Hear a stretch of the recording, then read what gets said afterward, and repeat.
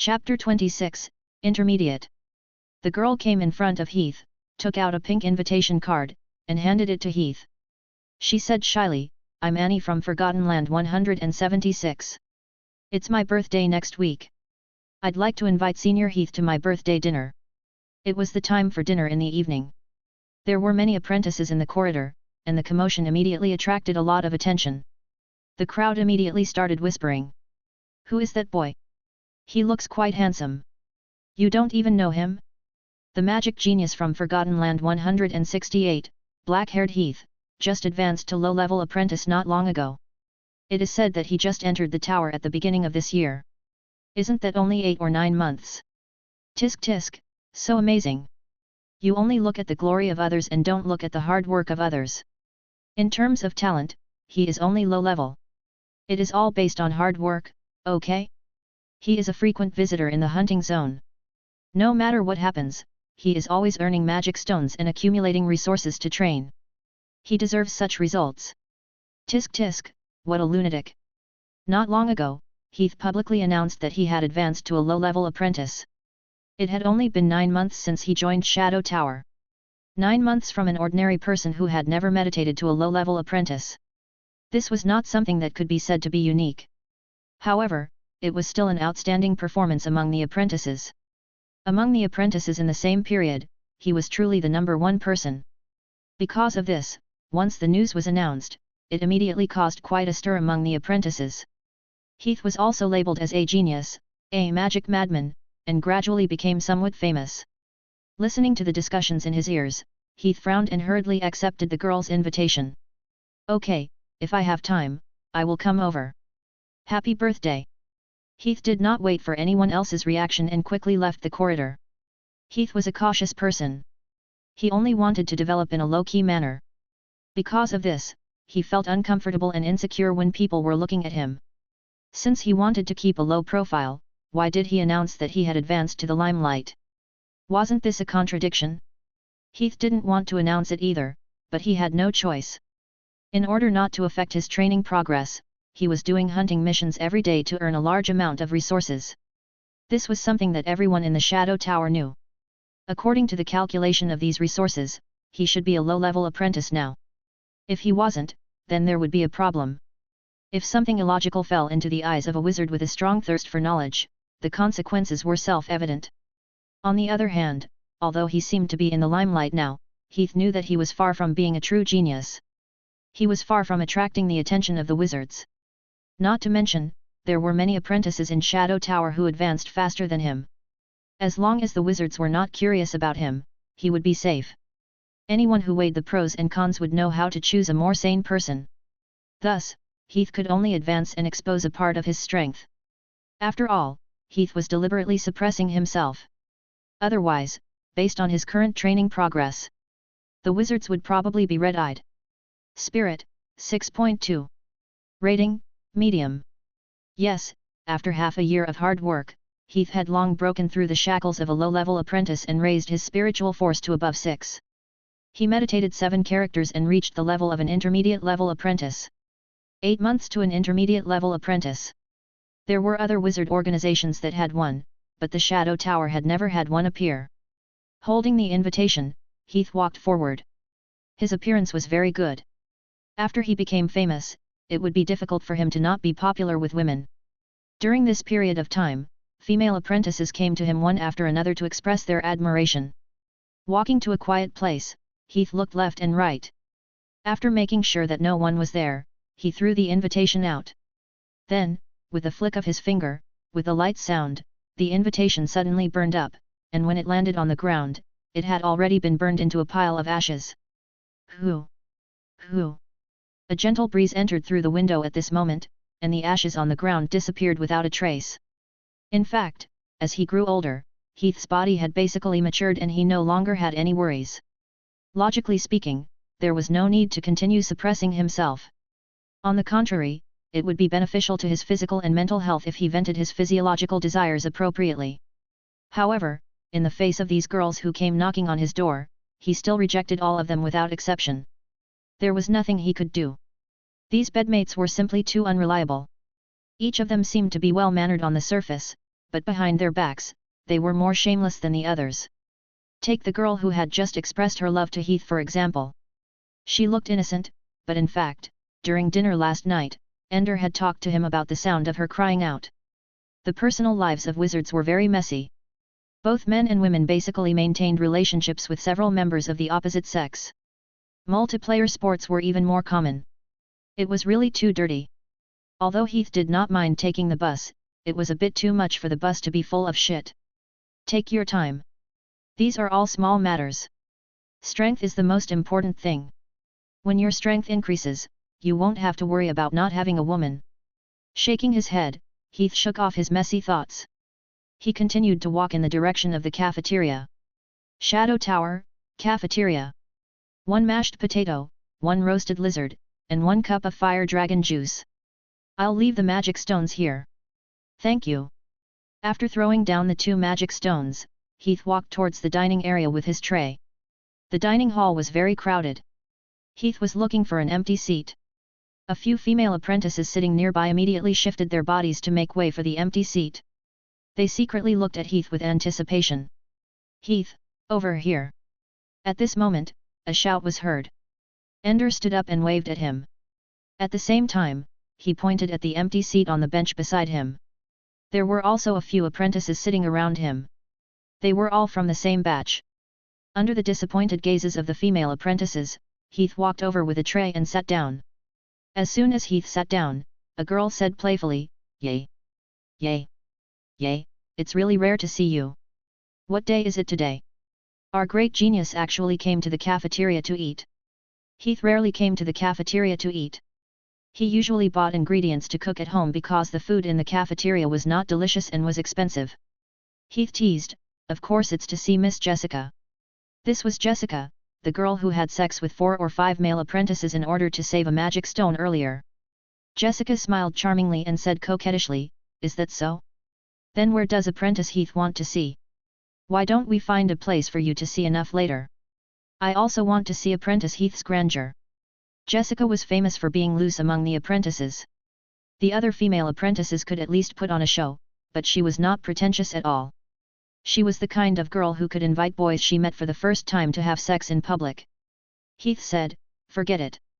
With Ender and the others, it's enough to satisfy you." Jessica snorted lightly. "Humph, don't mention these thin enoki mushrooms. None of them are of any use." The few boys blushed and lowered their heads. Ender quickly coughed and changed the topic. "Cough. Let's not talk about this anymore. Let's talk about business." After a pause, he suddenly said to Heath, "Do you know, Heath? The compulsory mission for our batch of apprentices has come down." Hearing Ender's words, Heath's eyes could not help but light up. "Oh?" He hurriedly asked, "When did this happen? Do you know what the mission is?" Chapter 27, Night. After the new apprentices joined the Shadow Tower for a period of time, they would be assigned a mandatory mission to conduct a comprehensive assessment of the apprentices. Ender said, "I heard that it's already being arranged. It will probably come down before the end of this month." A hint of joy flashed across Heath's face. The mandatory mission had a certain nature of assessment. As long as the apprentices completed it, they would receive a considerable reward. Seeing his expression, Ender could not help but say, "Look at how happy you are. Why? The mission hasn't even started yet, and you already have it in your hands." Although everyone was also looking forward to it, other than Heath, the rest were more nervous. This was because the mandatory mission this time would have a wizard secretly observing it. It was very important. Whether it was completed or not, and how good the quality of the completed mission was, it would all affect the rewards given by Shadow Tower in the future. It would even directly affect whether they could become official apprentices of the Shadow Tower in the future. It could be said that the Shadow Tower would give these unofficial apprentices a chance. Heath said, "It's not bad. I heard that this mission is usually not too difficult, right? Usually, it can be completed." The difficulty of this mission was not high. Moreover, the missions received were different according to the individual's strength. Usually, it was within the ability range of each apprentice. Ender said, "Yes, all of them can be completed, but this is also the difficult part, okay? It might not be too difficult to complete the mission, but it was very difficult to perform well and attract the attention of the tower to obtain the qualification to become an official apprentice. For a time, everyone became a little worried, and the atmosphere could not help but become a little gloomy. Jessica broke the deadlock. She picked up the spoon and knocked on the plate. Okay, everyone, don't put on a sour face. Do your best. Even if the wizards don't like you, you can still perform well next time, right? After eating, go buy 2 barrels of wine. I'll go ask 2 girls out. Everyone, find a place to get drunk and pick fruits for the whole day. I'm exhausted. Let's relax. After hearing Jessica's words, the gloomy atmosphere finally eased up. Jessica is right. It's useless to think about this. Just do your best. The rest depends on fate. Drink. Drink. I don't think we should choose a place. Let's go to my place. Also, can you help me ask Helen out? I've liked her brown hair for a long time. Jessica then invited Heath. Come with us, Heath. Although training is important, we should relax occasionally, right? Let's drink some wine and play cards together. After a pause, she smiled seductively and said, 1 card and 1 shirt. Heath ate his mashed potatoes and answered casually, you guys go ahead. I still have to meditate at night. Jessica said, what a magic lunatic. If one of us really succeeds in becoming a wizard, I have no doubt that it will be you. Heath shrugged. Thank you. Jessica's lips curved into a smile and continued, then, future wizard, you should be alone now. Do you need a woman by your side? How about I introduce you to a girlfriend? Heath was about to refuse, but Jessica said, don't refuse yet. Let me tell you about her situation. She is a standard beauty. Compared to Karina who ran away, she is not bad at all. Moreover, she is an intermediate level apprentice. And she is also like you, a crazy magic person who is dedicated to spells. This time, because of the special relationship between the spells she learned, she entrusted me to find a cleaner boyfriend for her. Otherwise, she would never do anything reckless. Jessica asked, it's a rare opportunity. How is it? Do you want to meet her? Heath took a bite of the mashed potatoes and casually agreed, sure. Jessica's words did indeed pique his interest a little. It was night, Heath's dormitory. TSS. The suet candles were burning, and the flickering flames lit up the surroundings. It was an old wooden table and a 4-legged stool. At this moment, Heath, who was wearing a cloak, was sitting on the stool. He leaned against the back of the chair and closed his eyes as if he was asleep. From time to time, tiny specks of light would flash by Heath's side and fly towards his glabella. Those who were familiar with magic knew what this was. Meditation. At the same time, a notification that only Heath could hear rang in his ears from time to time. Beep, elemental extraction successful. Spiritual power increased. Beep, elemental extraction successful. Spiritual power increased. Previously, when he was meditating, Heath had accidentally tried to use the extraction when he accidentally discovered that he could also use the extraction when he was meditating. The advantage of doing this was that every time he meditated, other than the spiritual power that was increased by the meditation itself, he could also obtain a portion of additional spiritual power through the extraction of elements. Although the amount was not much, it was still considered an unexpected surprise. Knock, knock, knock. At this moment, there was a knock on the door. Heath stopped meditating and opened his eyes, looking at the dark sky outside in surprise. It was so late. Who was it? Knock, knock, knock. There was a knock on the door again. Coming? Heath replied, then got up and walked over to open the door. There was an unfamiliar girl standing outside the door. Her body was a little thin and she wore a grey cloak. Her rare silver grey hair was very eye-catching. Heath asked, "May I ask who are you?" The girl looked up and Heath found that her pupils were also grey. There was no smile on her face. She looked like a block of ice. She looked at Heath coldly and said, "May I ask if apprentice Heath lives here?" Heath said, "I am." After confirming his identity, the girl introduced herself briefly. "My name is Shirley. Jessica introduced me to you." Heath thought for a moment and suddenly remembered that Jessica said she was going to introduce him to a girlfriend. Oh. He subconsciously stepped aside and said, "Please come in." The two returned to the room. Heath invited the girl to sit down at the table. Then, he took out a cup and a drink and poured a cup for the girl. Heath brought the cup to her. "Would you like some nectar?" The girl took it. "Thank you." Then, the girl stopped talking. It was as if she was thinking about something. The atmosphere suddenly turned cold, and it seemed a little awkward. Looking at the girl at the table, Heath was baffled. He had indeed promised to do this during dinner, but shouldn't there be a basic law for a blind date? What was this? In the middle of the night, a person came knocking on the door of a blind date for no reason? And they had never met before. Heath felt that this girl couldn't be out of her mind, right? Forget it. Since she's already here, no matter what, I'll deal with it first. Thinking of this, Heath was prepared to say something to ease the atmosphere. However, before he could say it, the girl spoke first. Her expression seemed to be hesitant and struggling. She gently bit her teeth and even took a deep breath before she spoke. Then, she said, "Did Jessica mention anything about me to you?" Heath was stunned and replied, "She hasn't said much." The girl nodded and took off her cloak. Under her cloak, she was wearing a close-fitting halter skirt that was similar to home clothes. The girl looked very thin on the outside, but after she took off her cloak, she unexpectedly had some material. One of the skirts was tightly taut, and a pair of white rabbits seemed to be about to jump out. At this time, Heath also noticed that the girl's appearance was also quite good. She had an oval face, peach eyes, skin like snow, and a temperament like frost. Jessica had previously said that her beauty was not inferior to Karina's. Heath had originally thought that it was an exaggeration, but after a closer look, he realized that she was not bragging at all. In terms of appearance, this girl's beauty was really not inferior to Karina's. It was just that this ice-cold appearance was filled with the feeling that strangers were not allowed to get near, giving people the feeling that she was very difficult to approach. When Heath was sizing up the girl spoke further. She said, "Let me get straight to the point. My elemental affinity is in the direction of darkness. Because I have part of the demon bloodline in my body, I also walk the demon path, studying magic in the direction of demons." Heath raised his eyebrows. He suddenly understood what the girl meant. He asked, "Forgive me for being presumptuous, but your demon bloodline is?" The girl said, "Succubus." Heath suddenly understood. So it was like that. Seeing Heath's expression, the girl could not help but ask in surprise, "You know?" This was relatively unpopular knowledge.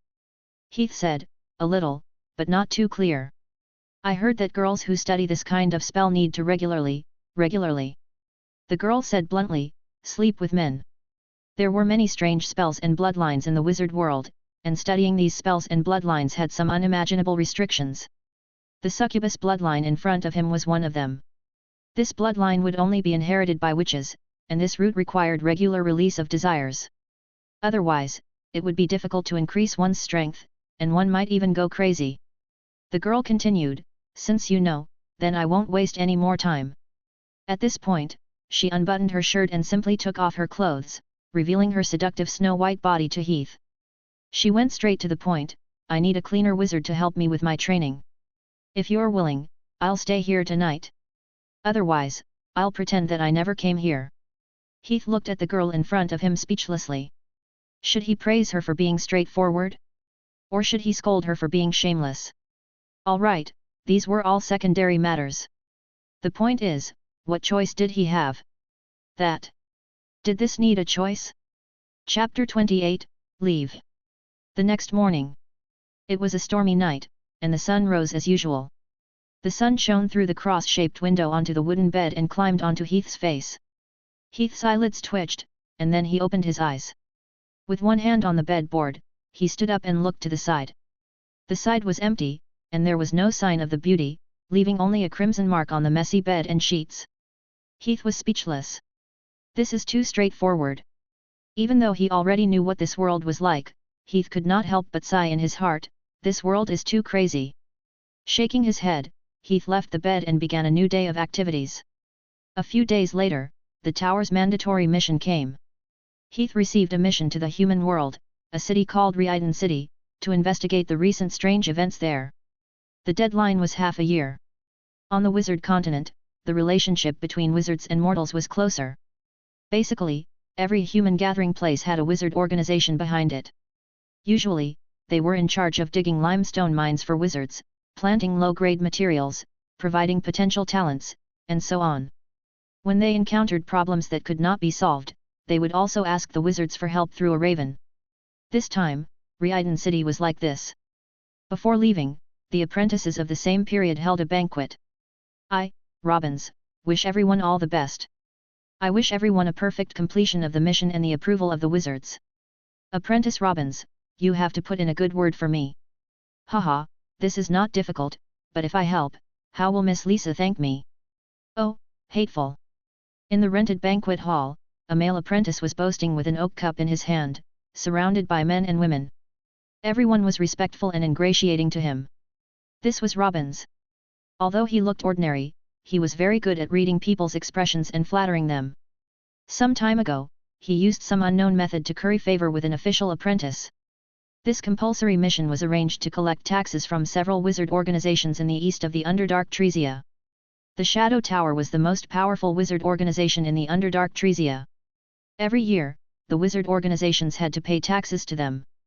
This was a real lucrative job, and it was easy to get money from it.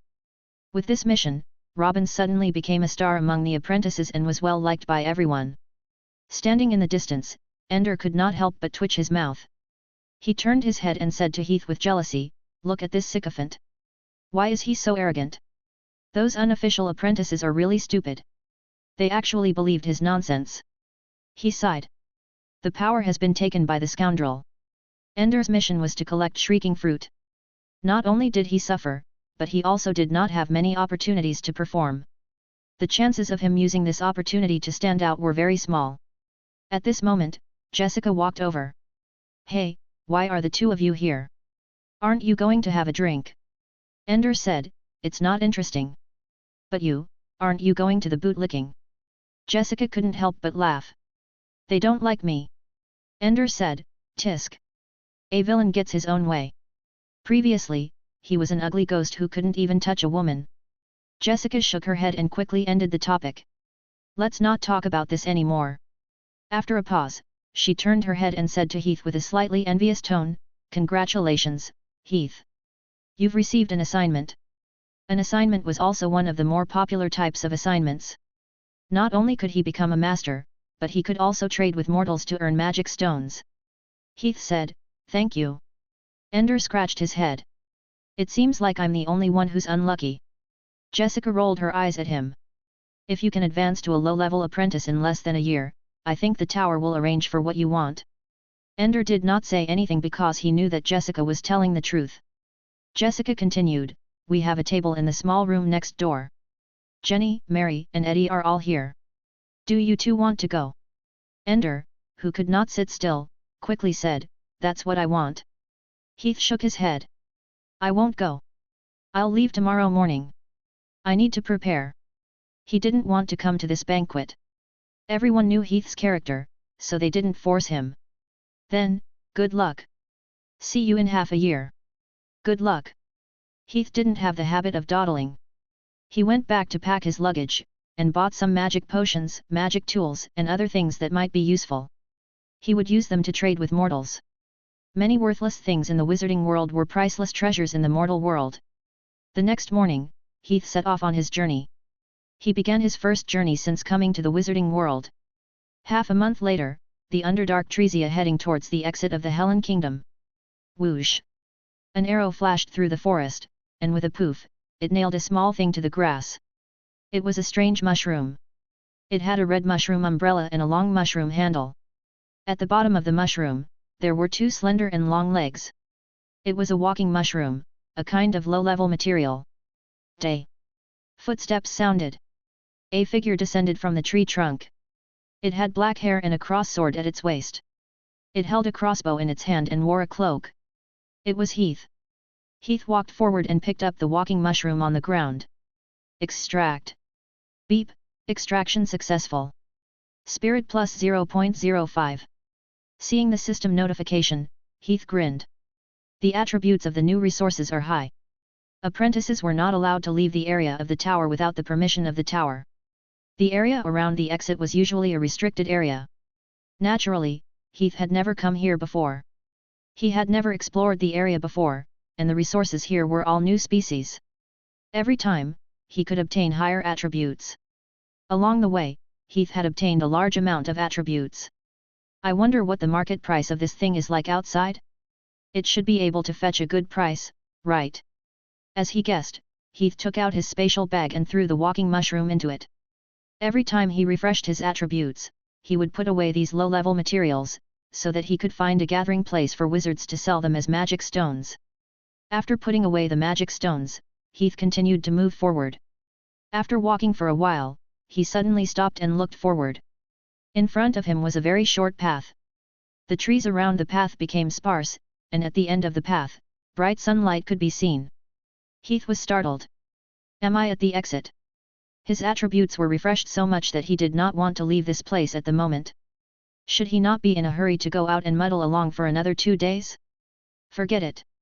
If I continue to dawdle and cause the dissatisfaction of the wizard, then the gains won't be worth it. This was a surveillance area, and it was filled with the spies of the wizard. He had dawdled for half a month before he arrived here. If he was still unwilling to go out and instead went around looking for materials, then it would not make sense. I've been harvesting for half a month, and there aren't many new species left. I'll collect the rest when I come back. With this thought, Heath let go of his reluctance and walked forward. After crossing the sheep farm path, Heath finally left the underdark treesia. The long-lost sunlight once again appeared in his field of vision. After living in the dark for more than 8 months, Heath's eyes couldn't adapt to the brightness in front of him. He unconsciously narrowed his eyes. After a while, Heath's vision returned. He was ready to continue forward, but at that moment, a voice came from the front. A voice said, "Hal, what are you looking at?" Another voice said, "The treetops over there seem to have swayed just now." Heath quickly hid. Hiding behind a tree trunk, he looked over and saw 2 young men dressed as soldiers. One had brown hair, and the other had yellow hair. They were standing at the entrance of the forest and looking into the forest. The brown-haired man was surprised. "Really? Are your eyes playing tricks on you?" The yellow-haired man said, "It's true. I just saw it. Do you think it's a wizard? Is there really a wizard in this forest?" The brown-haired man said, "You must be crazy." The yellow-haired man said, "Then why do you think the Count sent us here?" The brown-haired man did not comment. "That's why I said that there's something wrong with his brain. He actually placed his hopes on those myths and legends. We've been here for 3 months, and we haven't even seen a bird. Where did a wizard come from? I think it's all a bluff." Just as he said this, a series of footsteps suddenly sounded in the forest. Da-da-da! The 2 soldiers tensed up and quickly picked up their weapons. This forest was filled with many ferocious beasts. Not long after, Heath appeared in their field of vision. "Human!" Seeing that it was a human who walked out, the 2 of them were stunned. The brown-haired soldier asked, "Hey, who are you? Why are you here?"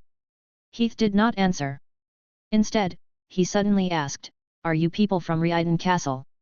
When he accepted the mission, the official apprentice who arranged the mission for him had mentioned to him that Rhyden City might arrange people to wait for him at the entrance of the forest to take him to Rhyden City. The 2 of them were a little suspicious. "You are?" They looked up and down at Heath, who was wearing a cloak. An answer had appeared in their hearts, but they still did not dare to believe it. After all, there was a difference between Heath's image and those people in the legends. But soon, the doubts of the 2 disappeared without a trace. Heath did not answer, but raised a hand. Bang! A ball of flame bloomed in his hand. The 2 soldiers widened their eyes. After 2 seconds of being stunned. Bang! Both of them groveled at the feet of Heath. Wizard. Chapter 29, Red Mist. Sir Wizard. Hal and Jimmy were so excited that they couldn't help themselves. Although there were more wizards in the Old Land than in the Forgotten Land, the overall number of wizards was there. In addition, they lived in different regions from mortals, and the information channels in this world were very underdeveloped. Due to various factors, wizards were still like myths and legends in the eyes of mortals. Most people had never seen a wizard in their entire lives. Now that such a legend had appeared in front of them, the 2 young soldiers could not control their emotions. Heath raised his hand and repeated, "Are you people from Rhyden City?" The yellow-haired Hal quickly said, Yes, my lord. The Count asked us to wait for you here. He was worried that you were not familiar with the way, so he arranged for us to pick you up and take you to Rhyden City. This is our emblem, Please take a look. Hal lifted his leather armor and revealed the emblem on his chest. Heath had extracted the knowledge of the emblem of the surrounding nobles in the library, including Rhyiden City. He took a look and confirmed that this was indeed the emblem of the kite in Rhyiden City. Heath nodded. In that case, let's go. Yes, sir. Please follow me. Jimmy, quickly, go back and inform the Count that the wizard is here. We're saved. Rhyiden City was a human city in the northern part of the Dark Forest. It belonged to the Helen Kingdom, which was one of the 16 kingdoms. Because it was close to the transportation hub, the Cross Forest, there were caravans coming here for supplies all year round, and commerce was very developed. A few days later, at the gate of Rhyiden City, the tall gate was open, and the heavy drawbridge was lowered. On both sides of the drawbridge, a line of nobles stood in 2 rows. They wore long gowns, stockings, and walking sticks. They were all well dressed, and their expressions were respectful as if they were waiting for an important guest. Anyone who was familiar with the heraldry of the nobles of the Helen Kingdom would be shocked.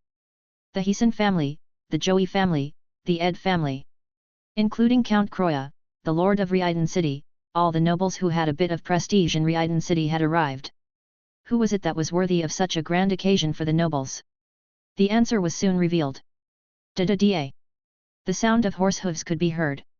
In the distance, a figure could be vaguely seen in the wheat field. It was a young man riding a white horse and wearing a grey-black cloak. The horse galloped through the wheat field, across the stream, and across the small stone bridge. It was as if the wind was blowing as it moved, causing the windmill to spin slowly. The grey cloak danced with the wind. Soon, the white horse came close, and the young man on the horse got off. At this moment, the nobles of Rhyiden City straightened their backs, put on a fawning expression, and went up to greet him. Sir Wizard! Everyone saluted in unison. The travel-worn Heath adjusted his cloak and then raised his hand to speak to the nobles. I am the apprentice of Shadow Tower, Heath. I heard that there is trouble here. Who will tell me the details? A middle-aged man in his 40s walked out. He was the Lord of Rhyiden, Count Croya. Sir Wizard, I have already prepared a banquet for you. Let's eat and talk. Heath looked up at the sky. It was indeed late, so he nodded and said, that's fine. At the dining table, Heath understood the whole story. Everything had to start from Cross Forest. Cross Forest was a forest outside Rhyiden City. It was located at the intersection, and all the caravans from the south to the north had to pass through it. It was definitely a major transportation route. However, a few months ago, a strange thing happened in Cross Forest.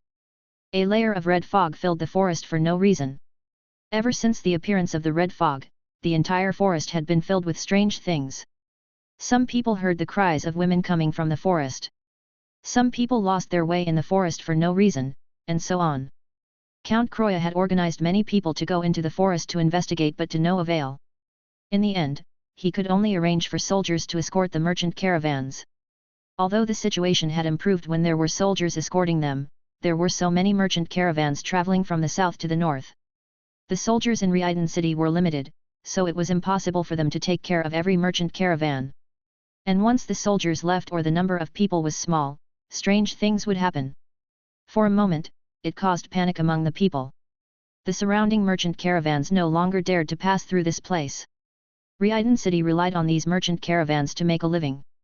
Once this merchant caravan stopped, the entire city would suffer. Seeing that the starving citizens were about to rebel, he had no choice but to bring a letter to Shadow Tower to ask for help. After listening to Count Croya's description, Heath asked in puzzlement, how long has it been like this? Count Croya said, it has been more than 3 months since the first appearance of the red fog, sir. Heath picked up the spoon and pointed outside. Is it that forest? I don't think I saw any fog when I came here. Count Croya smiled bitterly and said, it is a random appearance, my lord. Sometimes it will appear, and sometimes it won't. Pausing for a moment, he sighed and said, every time I organize a large group of people to enter the forest, it will be very calm.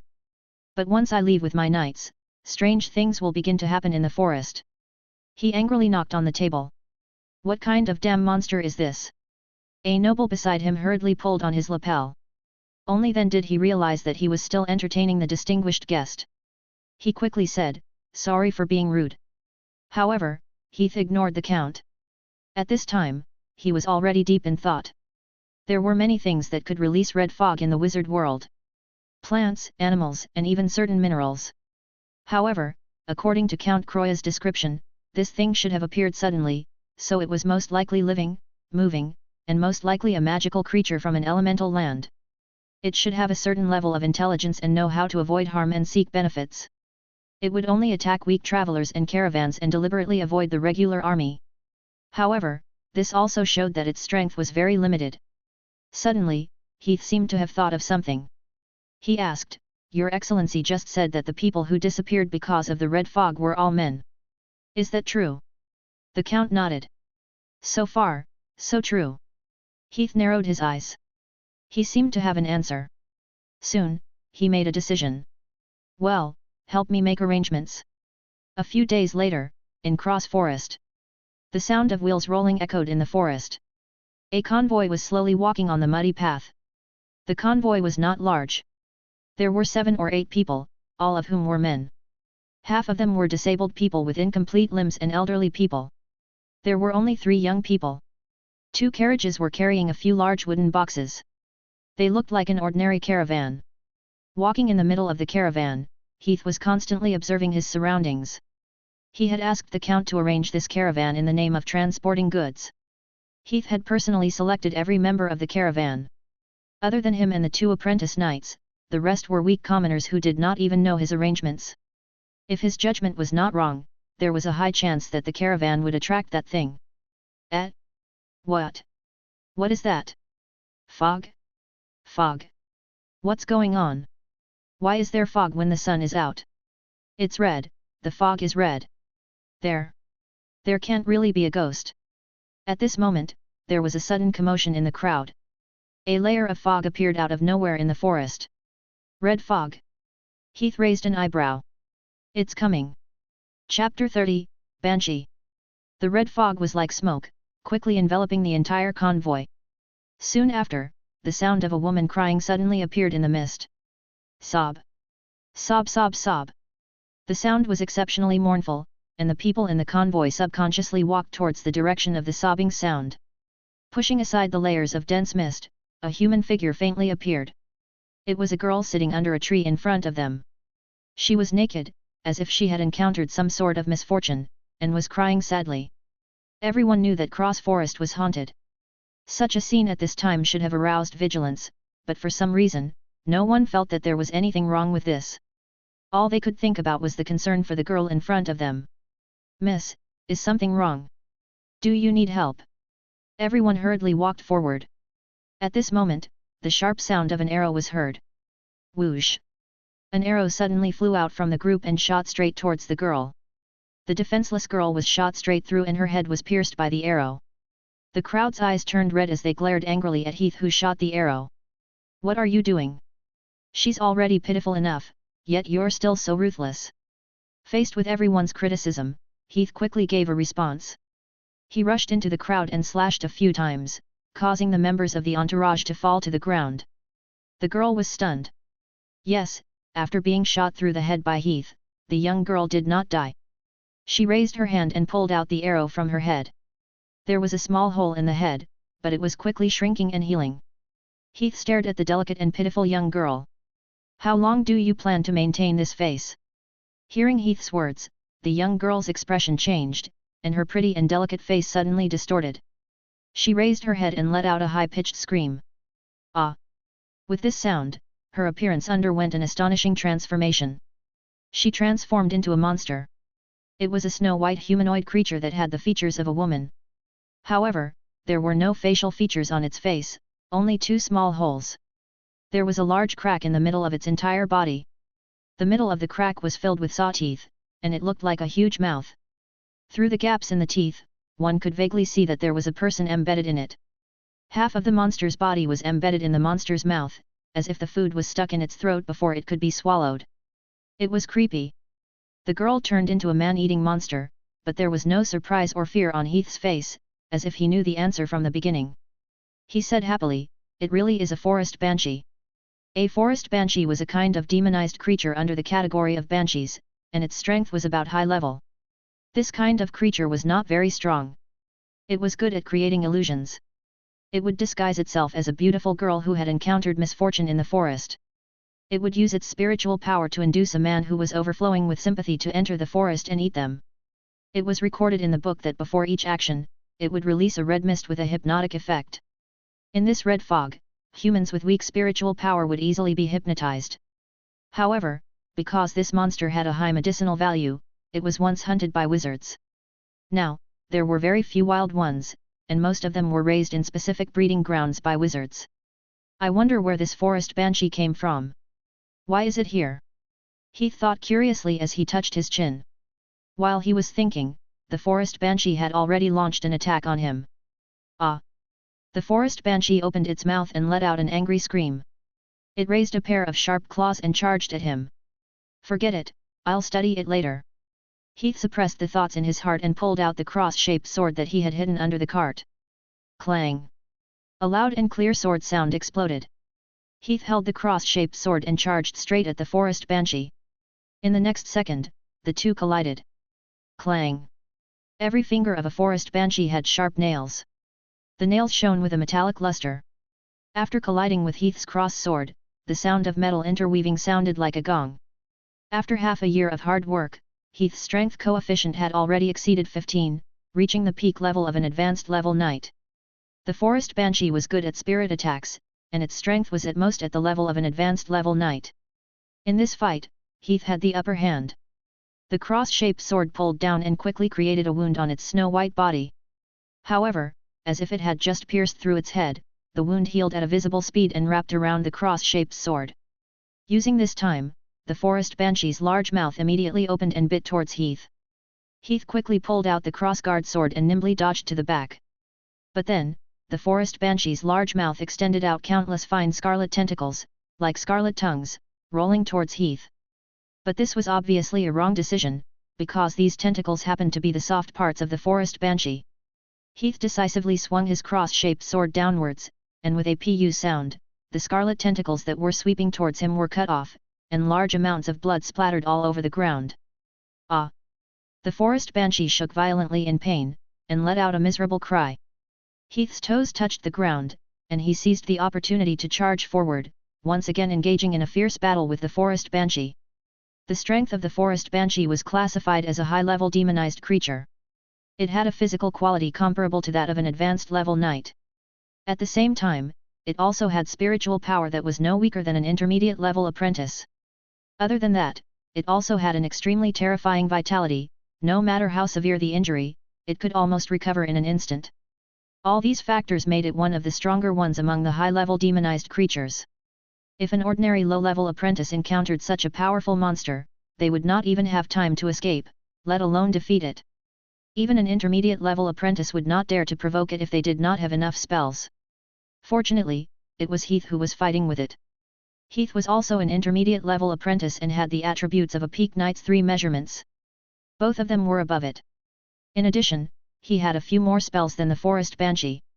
Because of this, at the beginning of the battle, Heath had suppressed the forest banshee. After more than 10 rounds, the forest banshee quickly fell into a disadvantageous position. Fear appeared in its eyes, and it seemed to have the intention to retreat. After taking a heavy blow from Heath, which almost split it in half, it quickly retreated to increase the distance between them, as if it was going to escape. Just as Heath was about to give chase, his ankle suddenly tightened, as if he was grabbed by someone. He looked down and saw a man in the convoy. He did not know when he had woken up, but at this time, the forest banshee was controlling and grabbing his ankle. The man shouted angrily, "You're not allowed to hurt her." Heath kicked the man, sending him flying. Unfortunately, in just a short while, the forest banshee had fallen backward. Its limbs were twisted and it was like a human-shaped spider. It quickly ran into the distance and disappeared. Heath frowned. It ran really fast. Then, he took 2 steps forward and squatted down to touch the blood on the ground. He raised his head and looked forward. In front of him, the dripping blood extended all the way into the depths of the forest. Heath sneered. "Can you escape?"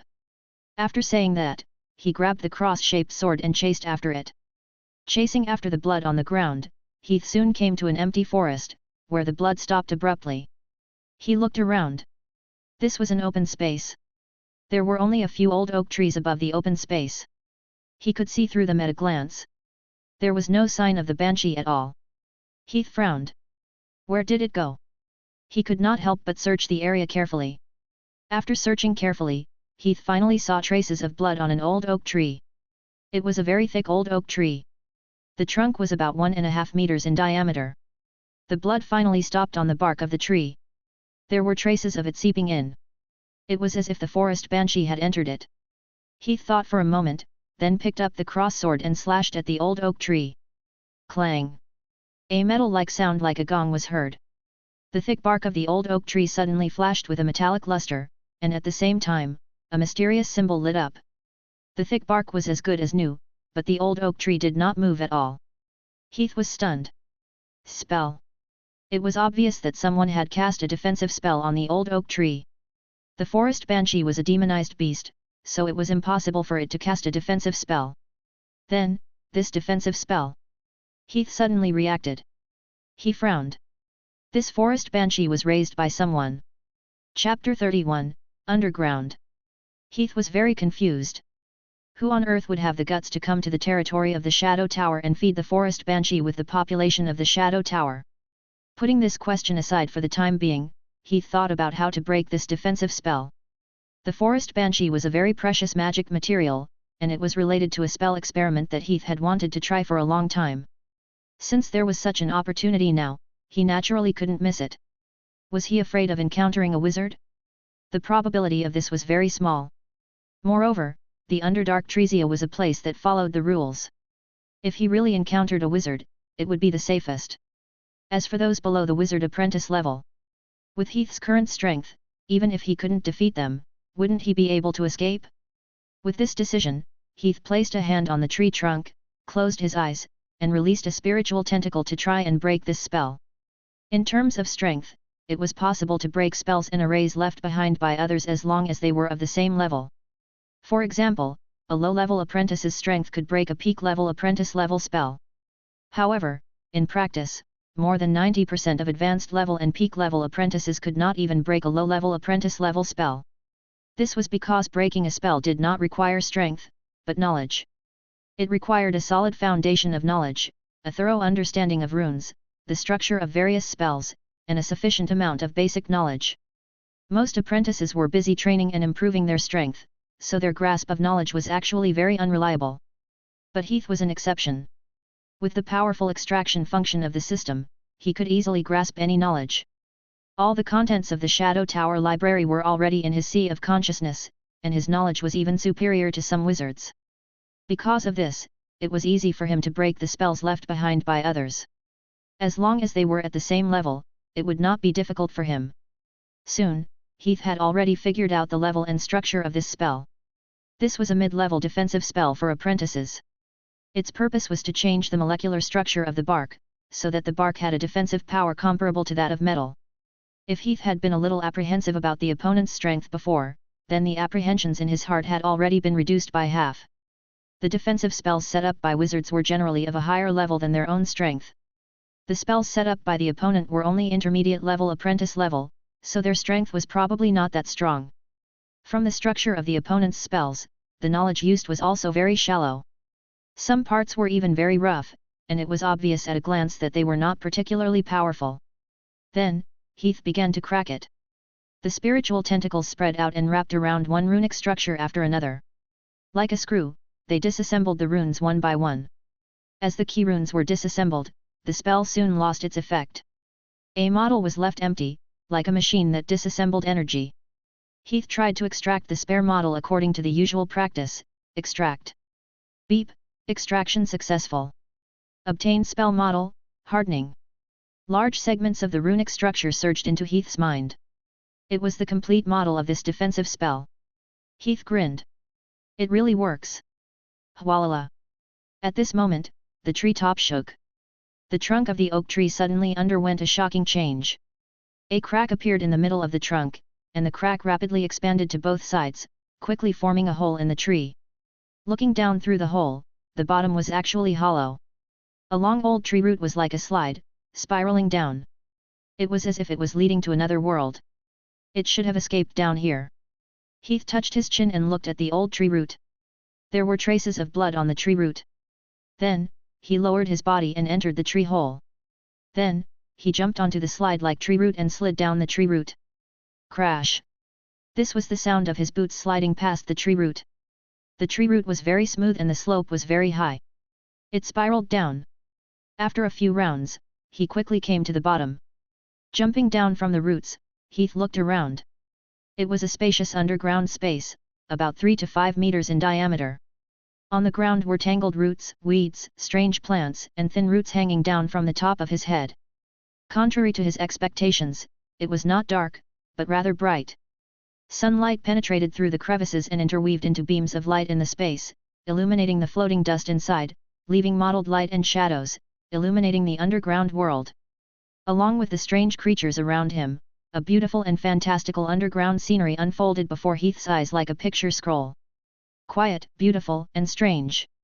Looking at the fantasy world in front of him that was like a paradise, Heath could not help but take a few more glances. It's said that there are civilizations underground in this world. I wonder what those civilizations look like. Work hard and cultivate. With more time, he would be able to see more scenery.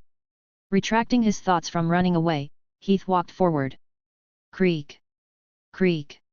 His boots made a crisp sound as they stepped on the flotsam and rotten leaves piled up on the soft ground. Creak! The disturbed underground creature squeaked as it spread out in all directions. A fist-sized spider with spiral patterns on its butt caught Heath's attention. He immediately stretched out his hand and grabbed it, wizard's hand.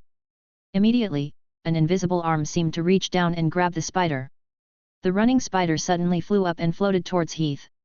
Heath stretched out his hand and grabbed the spider to take a closer look. He could not help but say, as expected, it is indeed a spiral spider. This was a low-grade insect material recorded in books. Heath looked around. It seems that this place has a lot of low-grade materials.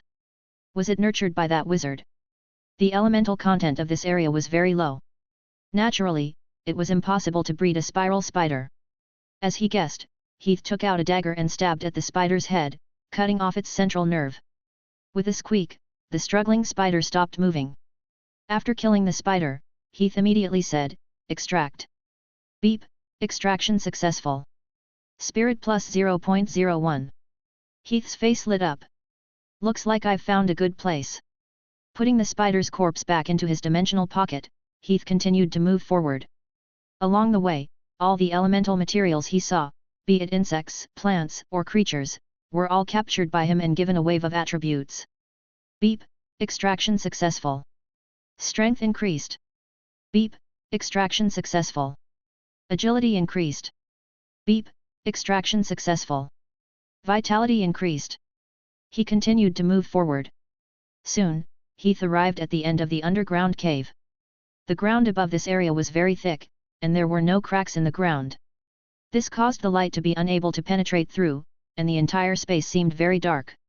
There were some sawtooth plants with large leaves growing around him. The terrain seemed somewhat complicated. Heath narrowed his eyes and began to search carefully. This was the end of the underground cave. The blood on the ground had stopped here. Drip! Drip!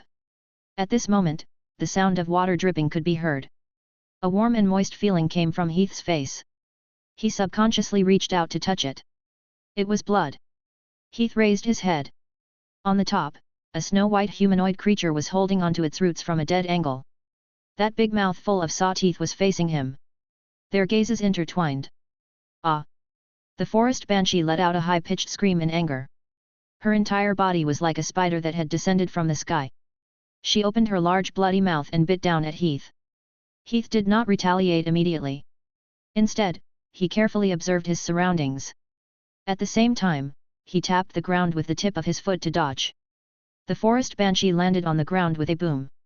A large hole was blasted into the muddy ground. It then lifted its head up.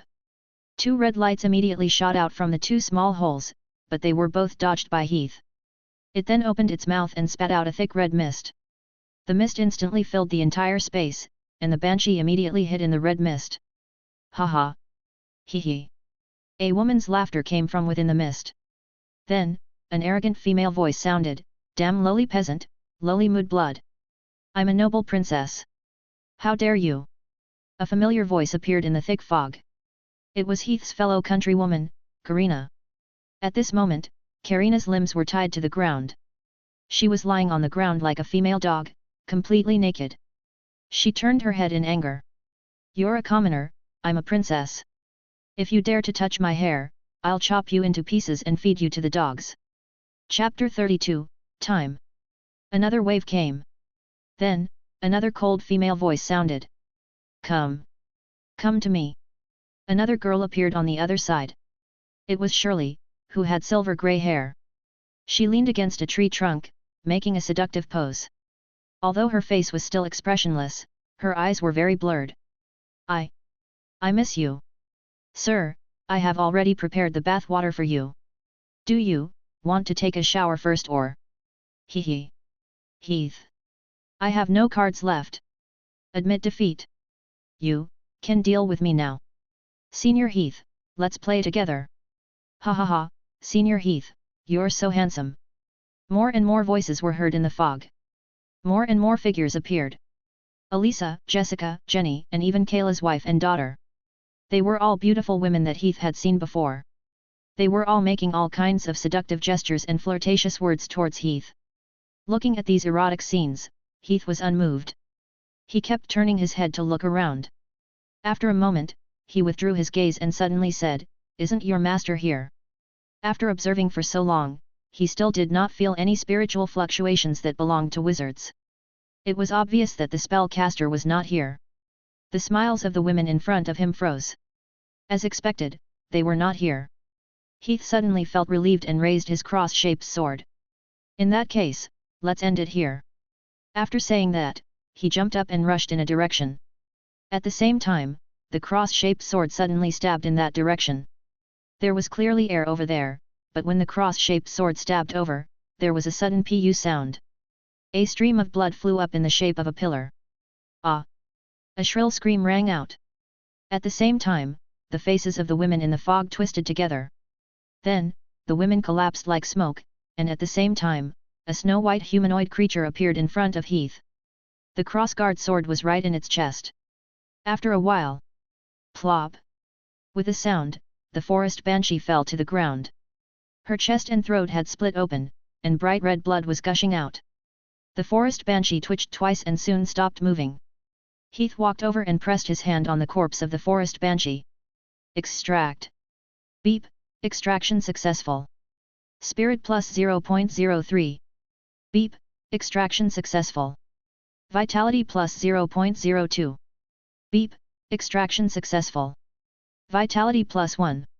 Current vitality, 68, 1 vitality equals 1 year of life. Heath was delighted. As expected of a forest banshee, he was able to extract so many attributes and even directly extract vitality. He clenched his fists and felt that his body seemed to be more energetic in an instant. Vitality was lifespan, which was the time that all wizards worked hard to pursue.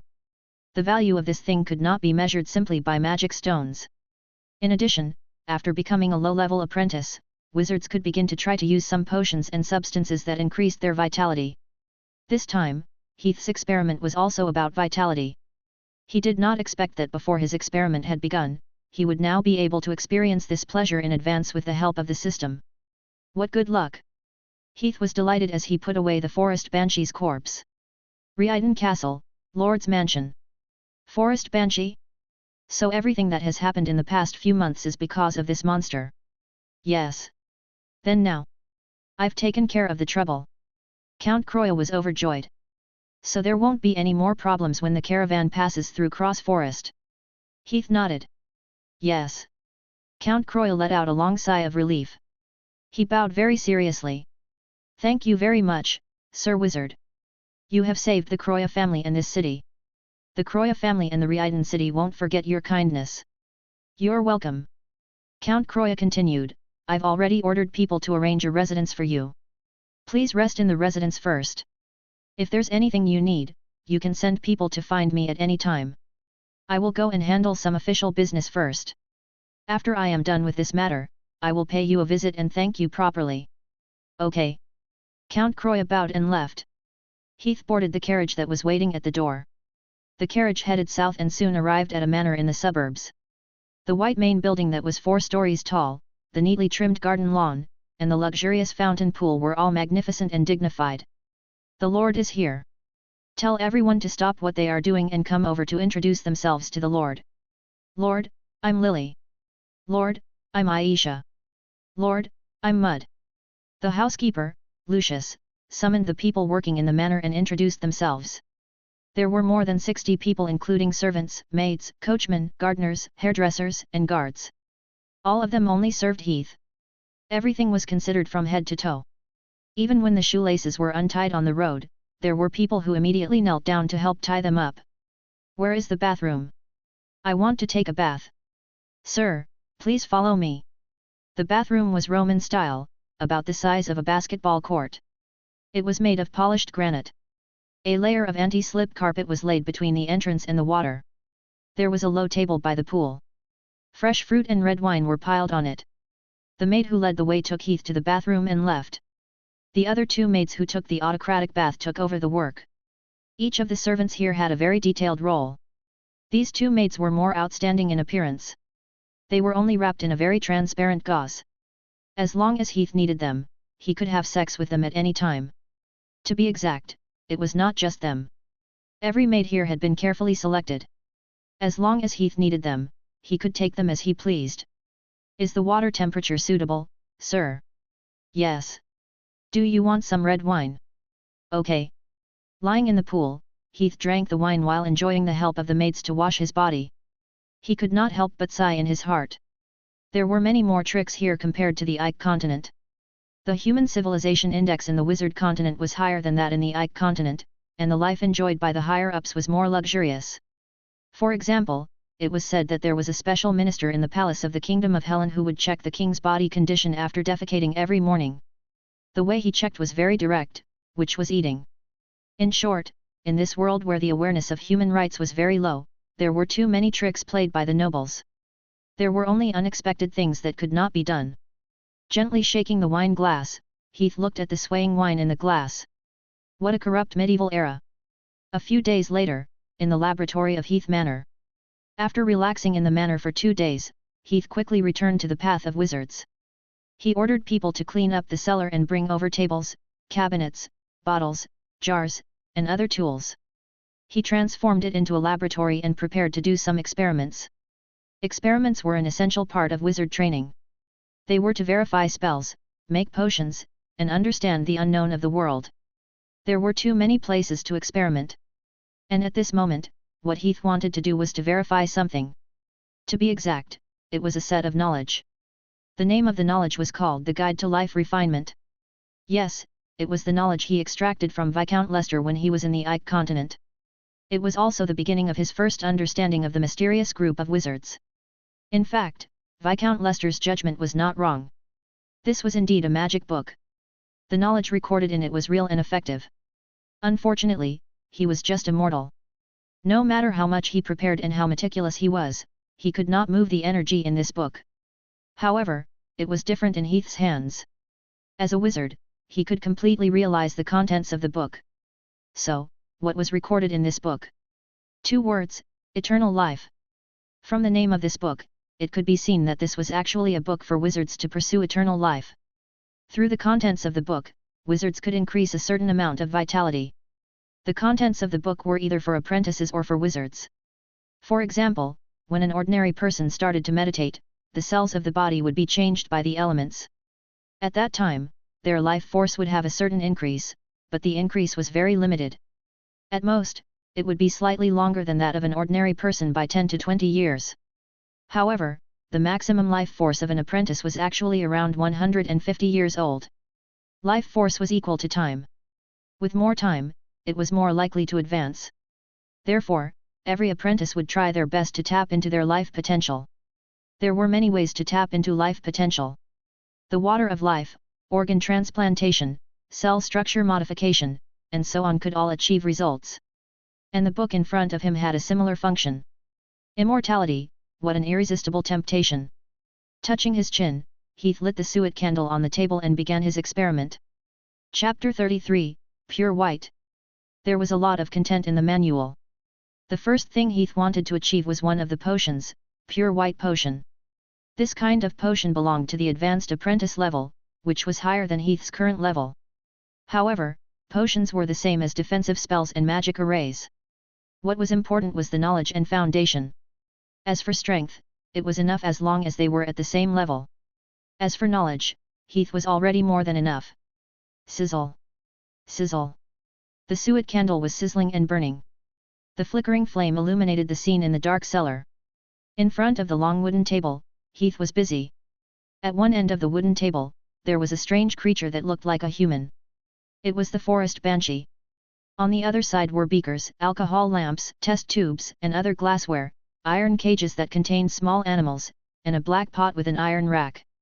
From time to time, some strange substances such as lizard legs and eyeballs would roll in the boiling water. Add latest chapters at freeognovlo only. In front of the black pot, Heath held the magic notes he had written in one hand and continued to add materials into the pot. 2 lizard legs, an old tree root, and a grey mouse. Heath opened an iron cage and caught a grey mouse from inside. He lifted the tail and placed it on the top of the boiling black pot. The grey mouse fell into the boiling water and disappeared with a splash. Finally, it's time for the incantation. Putting down the notebook, Heath picked up a long wooden spoon with one hand and put it into the black pot to stir. He placed the other hand on top of the black pot and chanted the incantation. As the incantation was chanted, the boiling water in the black pot suddenly changed color, from white to blue, and then to green. A thick white mist rose above the liquid, like evaporated dry ice. This continued for a while. Bang! The flame under the black pot was suddenly extinguished. At this time, the pile of things in the black pot had disappeared, leaving only a small, sticky, silver-grey liquid. It had a metallic texture, like mercury. Heath grabbed a beaker and poured the liquid inside. Then, he took a few test tubes containing various liquids from the wooden shelf next to him, poured the liquid into it, and shook it gently. A strange scene appeared as the beaker shook. A human face appeared on the surface of the liquid. It looked like it had encountered something terrible. It was howling with its mouth open. Its face was very distorted and its voice was extremely mournful. This continued for a while before the medicinal liquid returned to its calm state. Heath shook it slightly again. The originally mercury-colored medicinal liquid suddenly began to turn pure white. Soon, it became like milk. At the same time, a trace of joy flashed across Heath's face. Pure white potion, success. It wasn't over yet, he still needed to verify it. Then, he grabbed a white mouse from the cage, fed it a bit of the potion, and then put it back into the cage to quietly observe. After drinking the potion, the white mouse seemed to have been injected with chicken blood, jumping and running in the cage, full of vitality. However, not long after, suddenly, squeak! A shrill squeak sounded. The little white mouse's body actually aged at an extremely fast speed. Its fur fell off, and its skin dried up. Soon, it died of old age in the cage. Heath opened his mouth, feeling goosebumps all over his body. If it had been him who drank the potion and not the white mouse, then the consequences would be self-evident. The path of wizards is indeed dangerous. Heath took a deep breath. Then, he took out the dead mouse, took out a pen and paper, and began to analyze what the problem was. In the next few days, Heath stayed in the laboratory and worked hard for the pure white potion. Failure, analysis, conclusion, preparation, failure, reanalysis, reconclusion, repreparation. This process was repeated continuously. The preparation of potions was a very complicated project. There was no saying that it could be completed in one go. Even if the system could help Heath quickly grasp the knowledge in it, he still needed to accumulate and explore the digestion and experience by himself. In the process of failure again and again, Heath gradually eliminated one mistake after another and gradually approached success.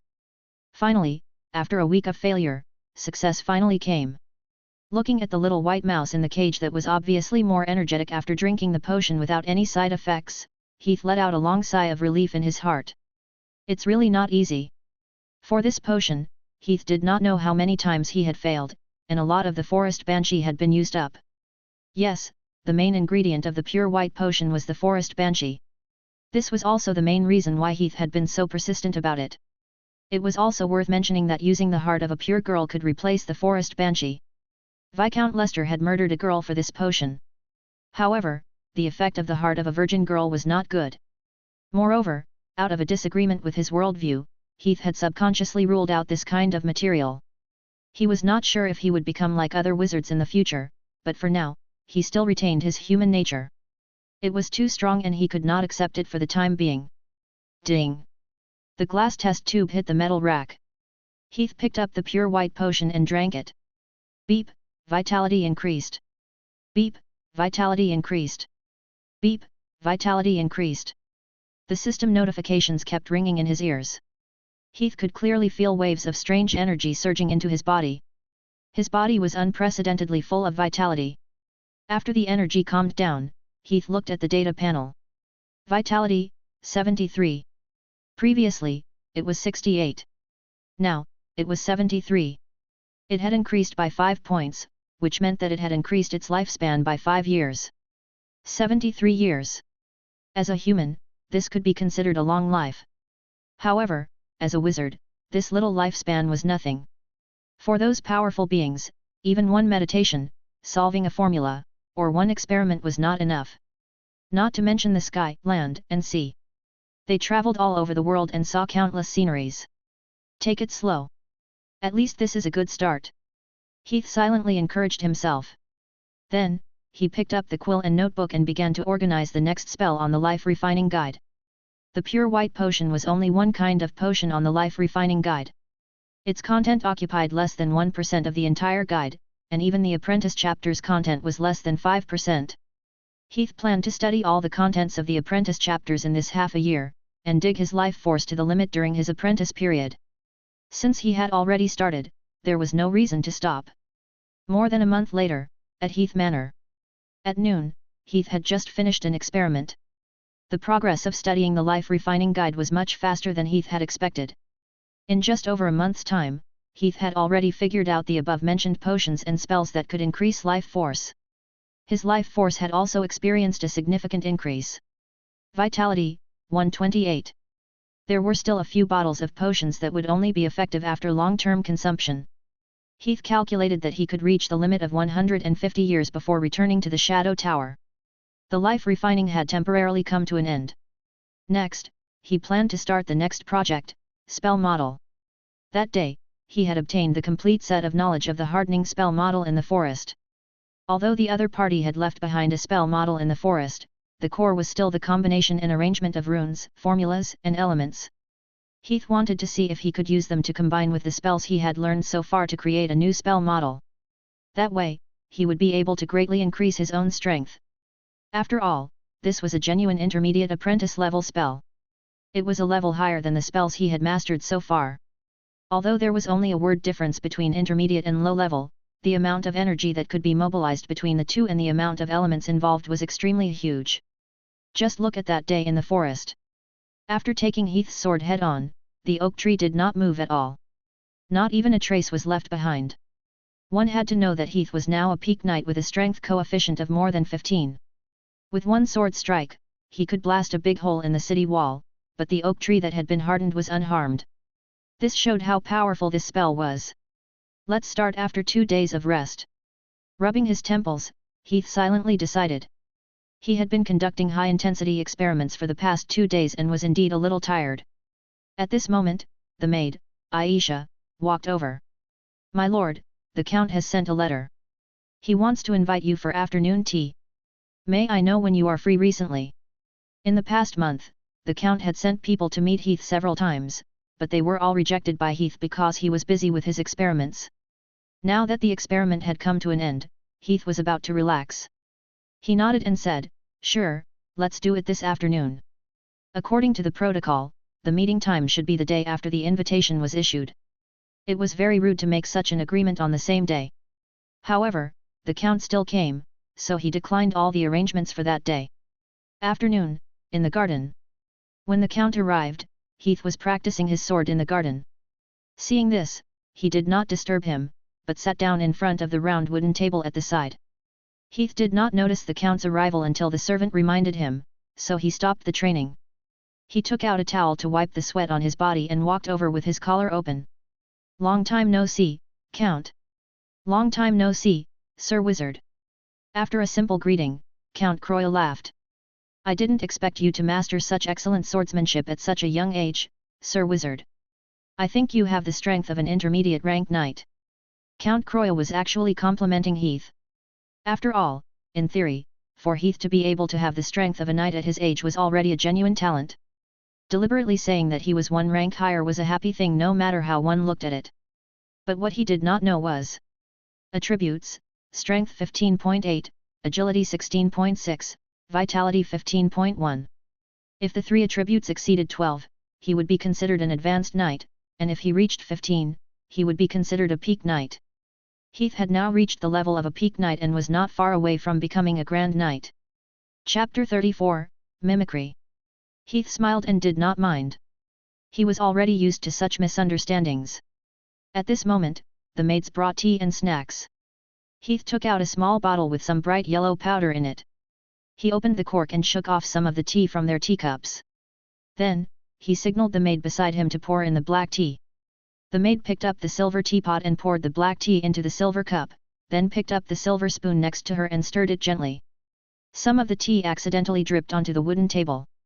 Immediately, a light green glow appeared on the table, and then a green grass quickly grew out, and a small white flower bloomed in the middle of the grass. Flower fairy powder, the essence material extracted from the body of a flower fairy. It has a very high vitality. It is used to soak in water to refresh the mind and restore energy. It is a very famous tea snack in the wizard world. The strange scene in front of him instantly made Count Croya's eyes widen. Heath raised his hand. This is the flower fairy powder. Count, are you used to it? Count Croya picked up the tea and took a sip.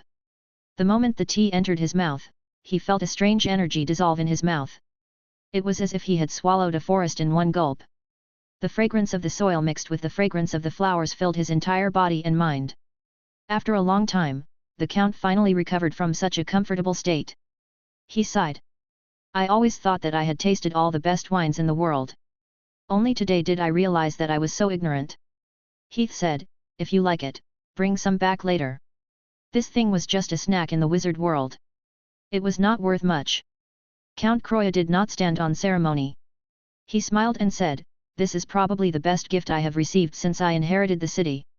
After exchanging a few pleasantries, Count Croya changed the topic and cut to the topic of his visit today. I heard that as long as we can pay magic stones, wizards can fulfill all the wishes of us mortals. At this point, he took out a small box. After opening the bag, it was filled with a box of magic stones. The Count said, this 100 magic stones is a small gift from me. Please accept it, sir. According to tradition, the Shadow Tower's external apprentices could trade with the local humans and earn magic stones from them. However, every item traded had to be reported to the Shadow Tower truthfully, and after deducting the cost, the Shadow Tower would take 50% of the profits. As the price of 50%, the Shadow Tower completely stopped other organizations' wizards from trading with the humans in their territories. Once discovered, they would be turned into rats and thrown to the owls. Heath asked, Count, please tell me what you want. The Count's face lit up. He opened his mouth and wanted to say something, but he did not say it. He looked like he wanted to say something but hesitated. He looked at the servants beside Heath. Heath understood and waved his hand. The servants quickly left. The Count then said, it's like this, Sir Wizard, do you have any magic potions in that area? Heath did not understand for a moment and could not help but ask, Sir, please enlighten me. The Count came closer and said, it's that kind of magic potion that can make women forget themselves. Pausing for a moment, he added with an awkward smile, I'm getting a little weak at my age. The corner of Heath's mouth twitched. How come no matter how high the status of a mortal was, the first thing that came to his mind was always these. He took out his dimensional pocket and took out a bottle of magic medicine from it. Inside the bottle was a pellet-shaped pill. When Heath accepted the mission, the official apprentice who arranged the mission for him had given him a list. On the list were the magic medicine and magic tools that the mortals wanted the most, including this kind of magic medicine. He still remembered that the fatty who recommended him had specially asked him to prepare more. At that time, he was a little disdainful, but now it seemed that these old apprentices were more experienced. He handed the potion to Count Croya and said, every time you take one, you will have the vitality of a young man. The effect of the potion will last for a week. Strictly speaking, this kind of thing could not even be considered as a potion. When Heath bought it, he only spent one magic stone. Count Croya was overjoyed. Thank you very much, sir. Heath put away the magic stones on the table. This is just a piece of cake.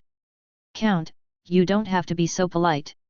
I should be the one thanking you for exchanging 100 magic stones for something that isn't even a magic potion. Count Croya continued, in addition, I'm here on behalf of the collective nobles and all the people of Rhyiden City. I sincerely invite you to participate in the Midsummer Night that will be held at the end of the month. I wonder if Rhyiden City will have the honor. Pausing for a moment, he added, the other nobles also hope to have the opportunity to obtain the luck of magic. Heath nodded. Of course. After resting for 2 days, Heath's energy returned to magic once again and he began to upgrade his spells. Currently, he only had one defensive spell model, which was the water shield he obtained from the Grimm brothers. This was a low-level apprentice-level spell. The principle was to use magic to control the water elements in front of him to form a water shield for protection. Among spells of the same level, its defensive ability could only be said to be average. However, its advantage was that its defensive area was wide and it could change its form at will. It could be considered one of the more famous low-level water-type defensive spells. Heath's idea was to combine the hardening spell he had obtained in the forest with the water shield to increase the defensive ability of the water shield. This was definitely not an easy thing to do. If it was any other apprentice, they would not even dare to think about it. After all, they did not even have the basic knowledge of spells at the moment. They had already done their best to construct spells based on other people's models. How could they still have the ability to change spells? A few days later, in Heath laboratory. Splash! The sound of flowing water could be heard. A shield that was completely made of water elements was unfurled in the room. Heath was facing the water shield. He raised his finger and drew runes one after another. As he moved, the water shield in front of him began to shrink and compress. The flow of water inside began to slow down. Some crystals even appeared. They gradually became solid as if they had frozen. Just as the shield in front of him was about to turn into a solid object as hard as ice, a cracking sound was heard from within the shield. Then, before Heath could come back to his senses, he heard a boom, and the entire shield collapsed into pieces. Splash! The scattered water droplets flew in all directions, and it began to rain in the entire room.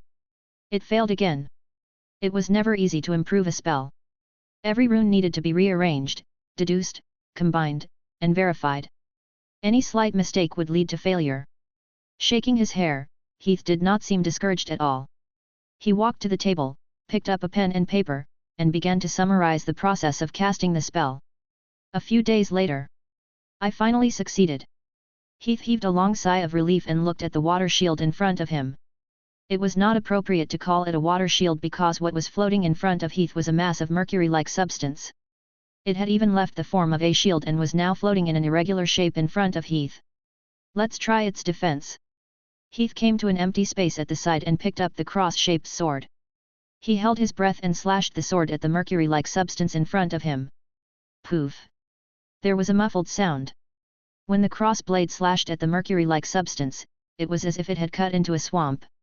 The surface of the mercury-like substance rippled with a layer of water. Then, a huge force pushed Heath's cross blade back. When he slashed with all his strength, the mercury-like substance did not move at all. This was a new spell that Heath had constructed using water shield and hardening. He had also used some knowledge of non-Newtonian fluids from his previous life. It had the hardness of metal and also took into account the flexibility of liquids. The more powerful the attack, the more outstanding its defensive performance would be. It's not in vain that I spent so much effort. Seeing this powerful defensive ability, a look of joy appeared in Heath's eyes. With this powerful spell, his safety factor would also increase by a level. In the end, Heath named his new spell Mimicry Shield. A few days later, Midsummer Night. Midsummer Night was a festival in Rhyiden City. At this time of the year, Rhyiden City's people would hold a grand event in the square in front of the Lord's castle. They would sing, dance, drink, and have a good night. At this moment, in the Lord's castle, long tables had been set up in the wide square. The tables were filled with bread, nuts, fruit, and all kinds of food. Later, the generous nobles would throw out the leftover barbecued meat. Beside them were barrels of large oak barrels. The fragrance of the food mixed with the wheat wine filled the air. The square was crowded with people. This year's Midsummer Night was particularly lively because it was said that a special guest had come to the city this year. He was a legendary wizard who mastered magic. He's here. The wizard is here. There was a sudden commotion in the square, and everyone's eyes were fixed on a certain place. Over there, a carriage stopped at one side of the square, and the carriage door opened with a click. A handsome young man walked out of the carriage. He had black hair and fair skin. He wore a long robe made of fine linen, and his entire body exuded an elegant scholarly aura. He seemed like a knowledgeable scholar. The crowd was excited. Is this the wizard? He's so young. Wizard, thank you for eliminating the monsters. Thank you for saving Riiden City. Wizard. Magic. Wizard. Magic. Chapter 35, Trade. Is this the wizard? He's so young. Wizard, thank you for eliminating the monster. Thank you for saving Riiden City. The people in the square suddenly became excited. They pushed forward one after another, trying to get closer to the wizard. The soldiers quickly raised their spears and pushed back. They used all their strength and even had to punch and kick, which made the people stop where they were. Count Croya, who had been waiting for a long time, came up with a group of nobles. Sir Wizard, welcome. Welcome, Sir Wizard.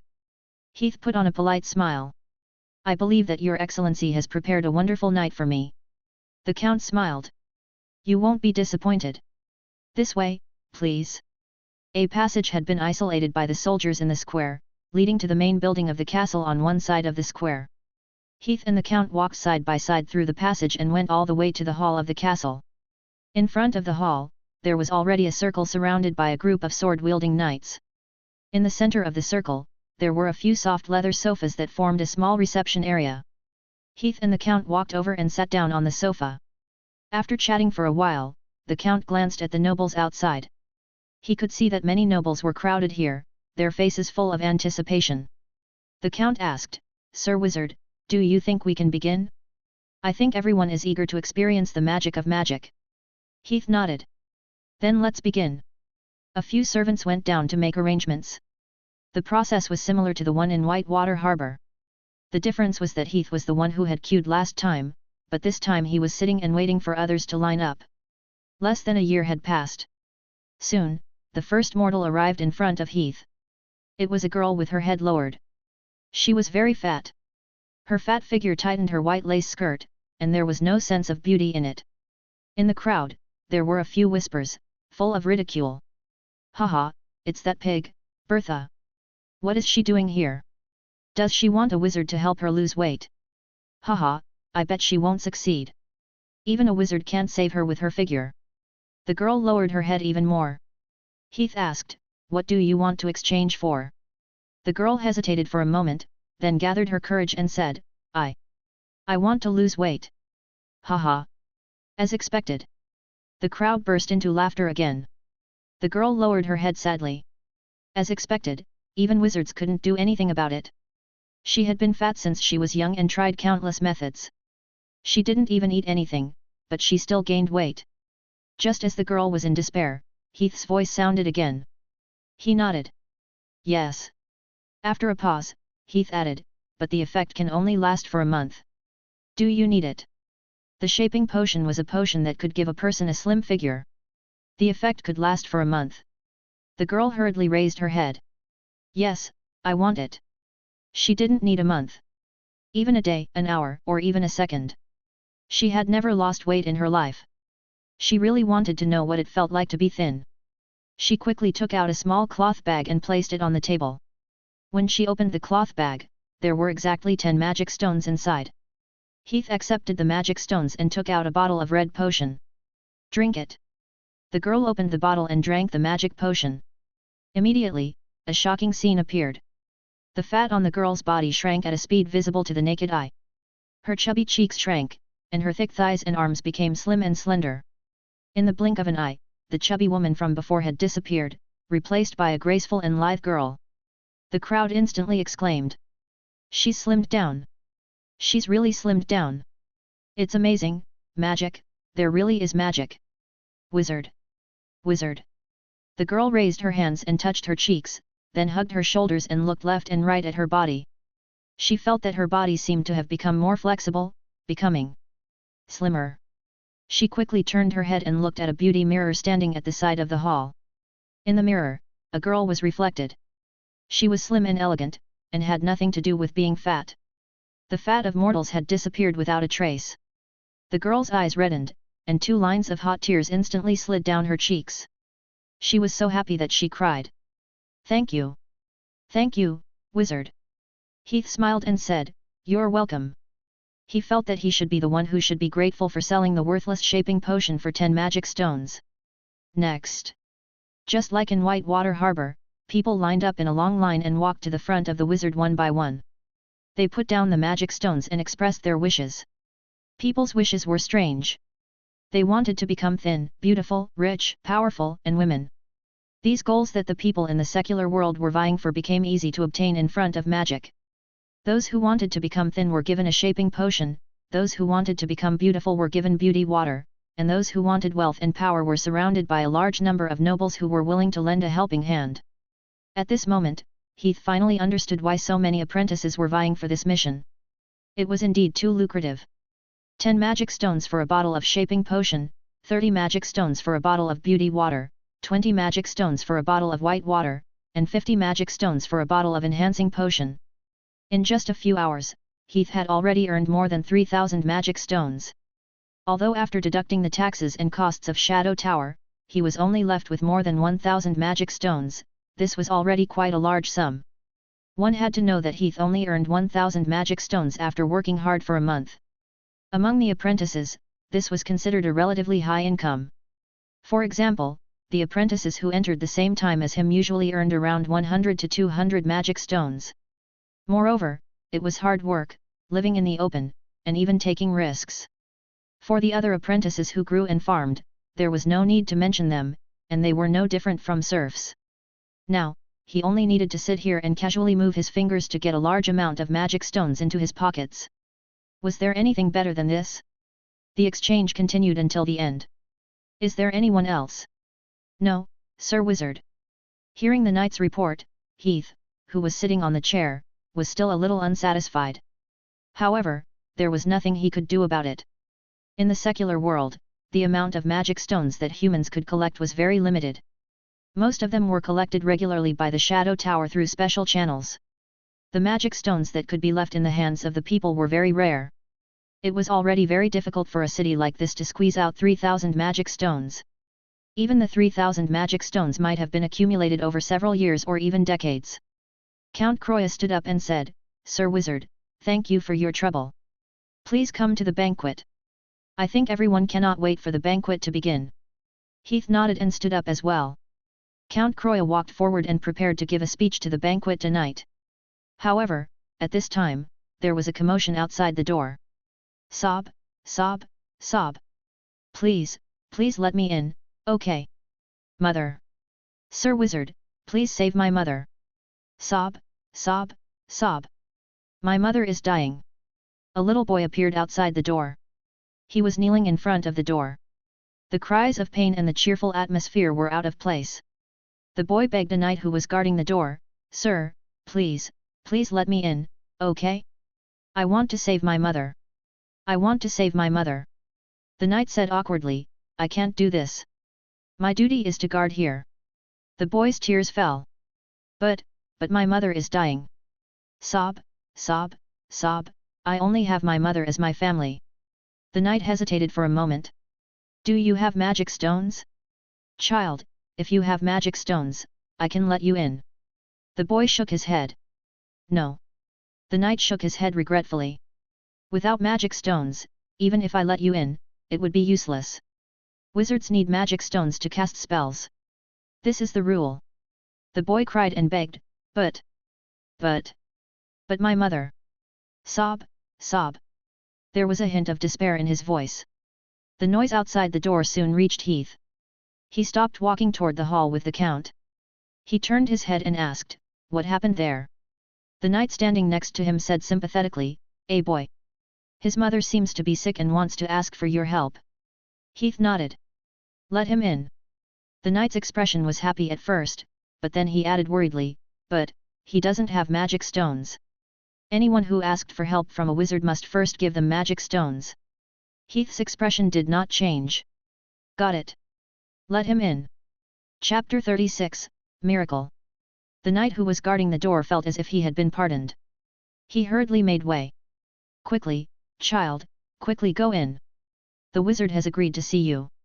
The boy was looking around helplessly at this time, unconsciously asking for help from the adults around him. After hearing the knight's words, he hurriedly rolled and crawled into the hall.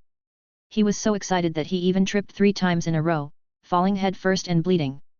The boy did not care at all. Under the guidance of the crowd, he rushed straight in front of Heath. Wizard, wizard, please save my mother. Please save my mother. Please save her. I will do anything. The boy knelt in front of Heath and begged. Heath carefully looked at the boy. He was no more than 8 years old. He looked like a primary school student on earth. His shabby clothes made a sharp contrast with the magnificent hall. Heath asked, "Where is your mother? Let me see her first." The boy said excitedly, "At home. My mother is at home. Sir, I will bring you there now. I will bring you there now." Next to him, Count Croya said, "Sir Wizard, you don't have to trouble yourself. I will ask the knight to send the child's mother over." Heath nodded. "That's fine." The count then said to the boy, "Child, where is your home?" The boy opened his mouth and said, "My home is over there, just over there, over there." However, he was too young and could not tell the way clearly. In addition, he was so emotional that he could not explain for a long time. The count could not help but shout to the surroundings, "Does anyone know this child?" A pauper stood out, "I know. He is the child of the Peter family. His father went to the fishing port to become a sailor. 3 years ago, he went missing after he went out to sea. The mother and son are dependent on each other. They live in Flea Alley. His mother is a tailor." The count nodded, took out a silver coin, and threw it over. "Please make a trip and lead the way for my knight." The commoner grabbed the silver coin and kissed it. He bent down and bowed deeply. "Your will is the loudest voice in this land." The man left with the knight.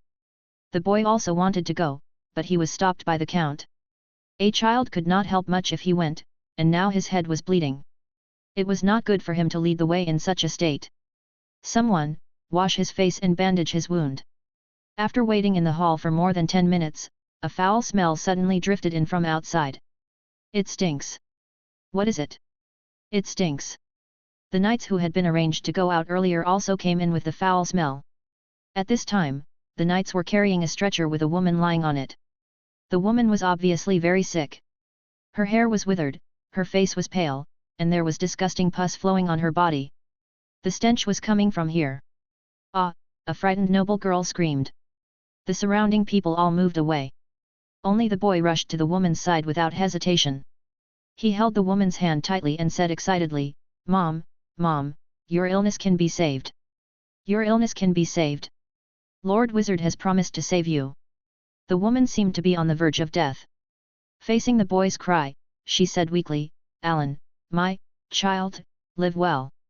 Let Mom touch you again." She wanted to raise her hand with difficulty, but she could not do so. The boy grabbed his mother's hand and put it on his cheek. Big tears fell down. "No, Mom, you won't die, you won't die." Heath stepped forward. "Let me take a look." Count Croya carried the boy to the side and made room for him. Heath sat down beside the stretcher and checked the woman's pupils, breathing, heartbeat, and so on. The structure of the human body and the subject of life was a compulsory basic course for every wizard. Its importance was second only to meditation. In a sense, every wizard could be said to be a miracle doctor to ordinary people. After a series of examinations, Heath quickly understood the woman's condition. It was terrible. It seemed that she had touched some elemental substance, causing her body to be exposed to elemental radiation. Her heart, lungs, and many other organs had already collapsed. Elements were precious resources for wizards, but they were not for ordinary people. Not only were they not precious, but they were also highly toxic. Once they came into contact with them, they would be easily injured. Even in Blue Star of the 21st century, such an illness was probably incurable. In this backward Middle Age, there was no need to mention it. Fortunately, the person sitting in front of the woman was a wizard. In the field of magic, this was nothing. Heath said, "The situation is not good, but it is still within my ability. The boy was shocked at first, but after hearing the second half of Heath's words, his face was filled with joy. But then, Heath suddenly said, "But according to the rules, I have to take the magic stones before I can cast the spell." He asked, "Then, do you have magic stones?" The boy became anxious. But I don't have magic stones." He said anxiously, "Can you do anything else, sir?" "No matter what you want Alan to do, you can have my hands, feet, heart, liver, spleen, lungs, and kidneys. I beg you to save my mother." Count Croya stood out. With so many people watching, as a lord, he naturally could not just stand by and watch. But before the count could speak, Heath spoke first. He said, "It doesn't matter if you don't have a magic stone. I just lost a magic stone. Maybe you can find it." The boy said in puzzlement, But where is the magic stone?" Heath smiled and said, "It may be far away in the horizon, or it may be under your feet." As he spoke, he took out a magic stone and threw it at the boy's feet. The boy was stunned. Count Croya hurriedly said, "Silly boy, what are you still standing there for? Quickly pick it up and use it to save your mother." The boy seemed to have woken up from a dream. He hurriedly picked up the magic stone and handed it to Heath. "Sir, magic stone, magic stone. I have a magic stone now. I beg you to save my mother." Heath accepted the magic stone. "As you wish." Then, he took out a magic potion. It was an ordinary recovery magic potion. It was worth 1 magic stone. Although Heath was not a saint, such a thing happened to him. It was a piece of cake, so it did not matter if he did a good deed. Moreover, he had earned enough today.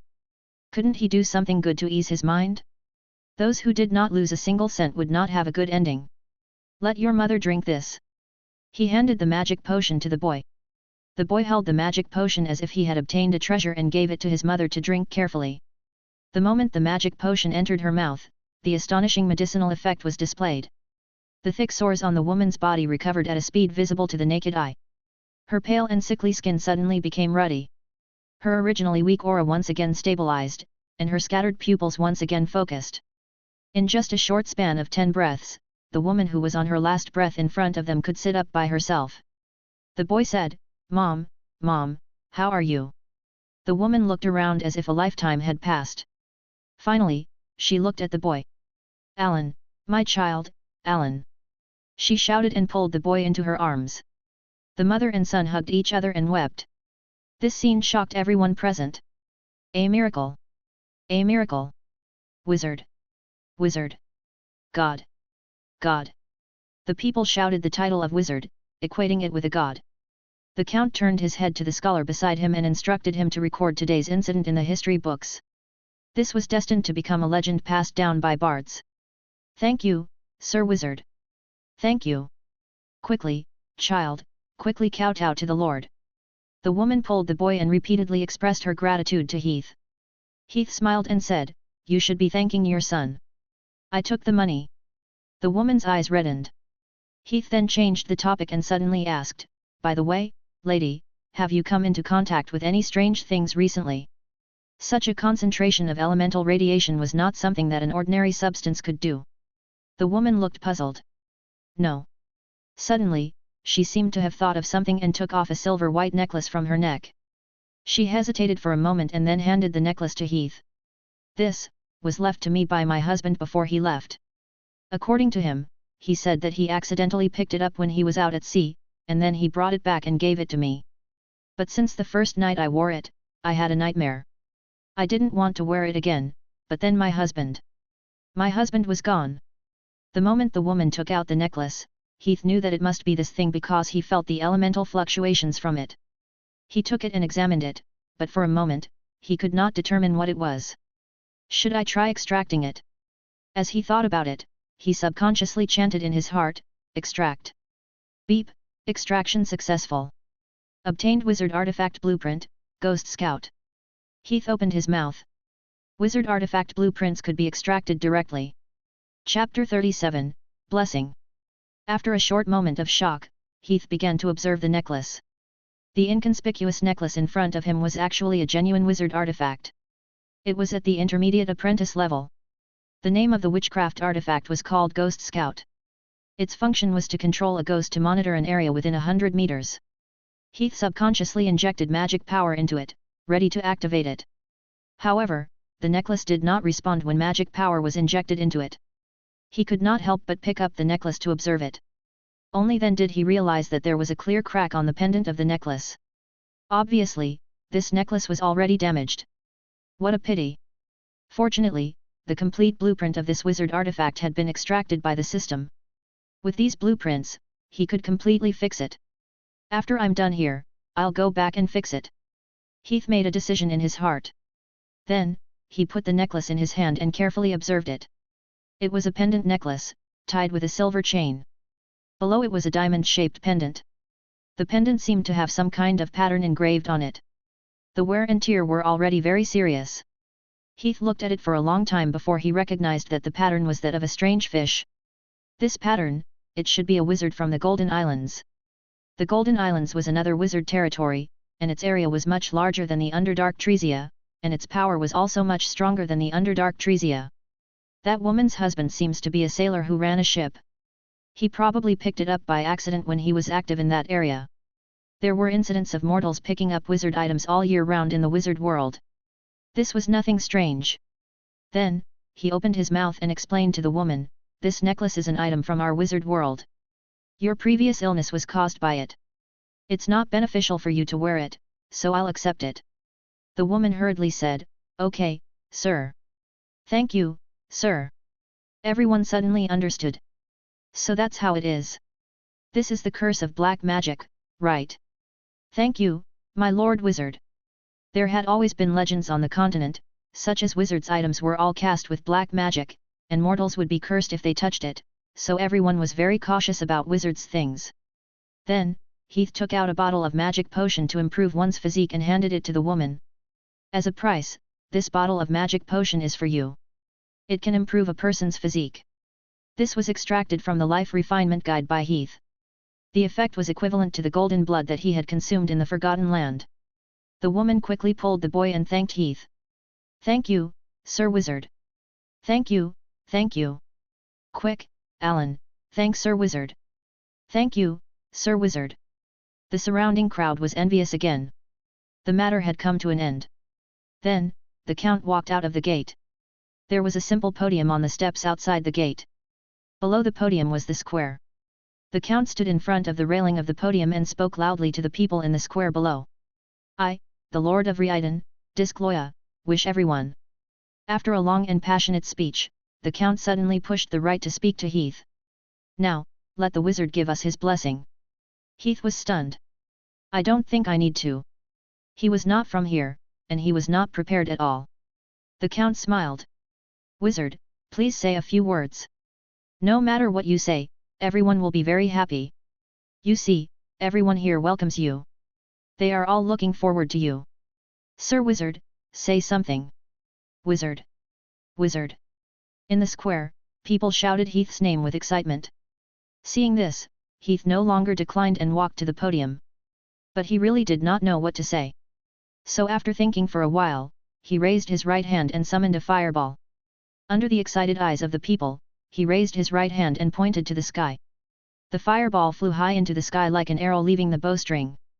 Then, with a boom, it exploded into countless sparks and fell toward the surroundings in the shape of an umbrella. At this moment, everyone's eyes were firmly caught by the brilliant fireworks that were blooming in the summer night sky. Heath offered his own blessing. "Happy holidays, everyone." At the same time, in the Shadow Tower, Jessica was walking towards the cafeteria, rubbing her sore arms. The assessment mission she received was to raise scale demon larvae. It was extremely strenuous to take care of these disgusting, dirty, and smelly bugs, and it was not much better than Ender picking shrieking fruits. If only I could receive a tax mission like Robin's or a mission like Heath. Jessica sighed in her heart as she walked into the canteen. The noise in the canteen was much noisier than usual. The apprentices were whispering to each other as if they were discussing something. Did something happen? Just as Jessica was guessing, a shout came from the other side. "Jessica, this way." Jessica turned her head and saw Ender. When she walked over, she suddenly noticed that Ender was smiling happily. This made Jessica very curious. After all, he had been frowning ever since the assessment mission began. Jessica could not help but ask, "Did anything new happen?" Ender said, "You guessed right." After a pause, he gloated, "Did you know? That fool Robbins was turned into a toad and fed to a reptile by the Red Devil's blood." "Ha ha ha." Jessica was stunned. "What's going on?" Ender sneered, "Who knows how that idiot offended people? Anyway, people like him deserve to die." Jessica frowned. "What about the tower?" Robbins represented the Shadow Tower to collect taxes. This was related to the tower's money bag. Furthermore, it was related to the authority of the tower. An apprentice next to him said, "I don't know yet. It seems like they are still negotiating. Maybe they will start a fight." Ender said, "It's best if they start a fight. It's best if they destroy the Red Devil's blood and share the resources. I've had enough of the shrieking fruits. Damn it." When he was in the tower, Heath had been very envious of the powerful wizard tools in the trading area. However, the price of thousands of magic stones made him shy away. This unexpected gain really made him happy, so the next day after Midsummer Night, he began to study the wizard artifact in his hands with great interest, trying to repair it.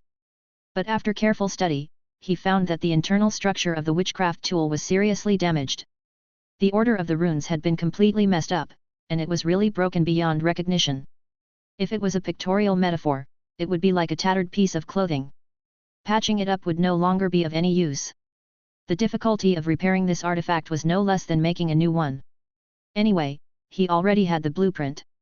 The main materials could be directly smelted with the necklace, and he could even smelt it into the style he liked. So, after thinking for a while, Heath decided to directly make a new one. After collecting materials, deducing blueprints, and calculating the arrangement of runes, after a few days of preparation, Heath began to create his first wizard artifact. A few days later, in the basement laboratory. On the ceiling, the oil basin tied with iron chains was sizzling and burning, and the jumping flames lit up the dark basement. There were no changes in other places except for a row of iron hooks on the left wall. On each hook hung a corpse that had been stripped of its clothes. One of the materials used to make Ghost Scouts was human souls, so Heath asked Count Croya to help him get some humans who had just died. It was not difficult. Riiden City was a big city with tens of thousands of people, and people died every day for various reasons. In front of the long wooden table, Heath was making final preparations. 2 polar night grasses and a sleeping flower were mashed together and then put into a beaker to be distilled.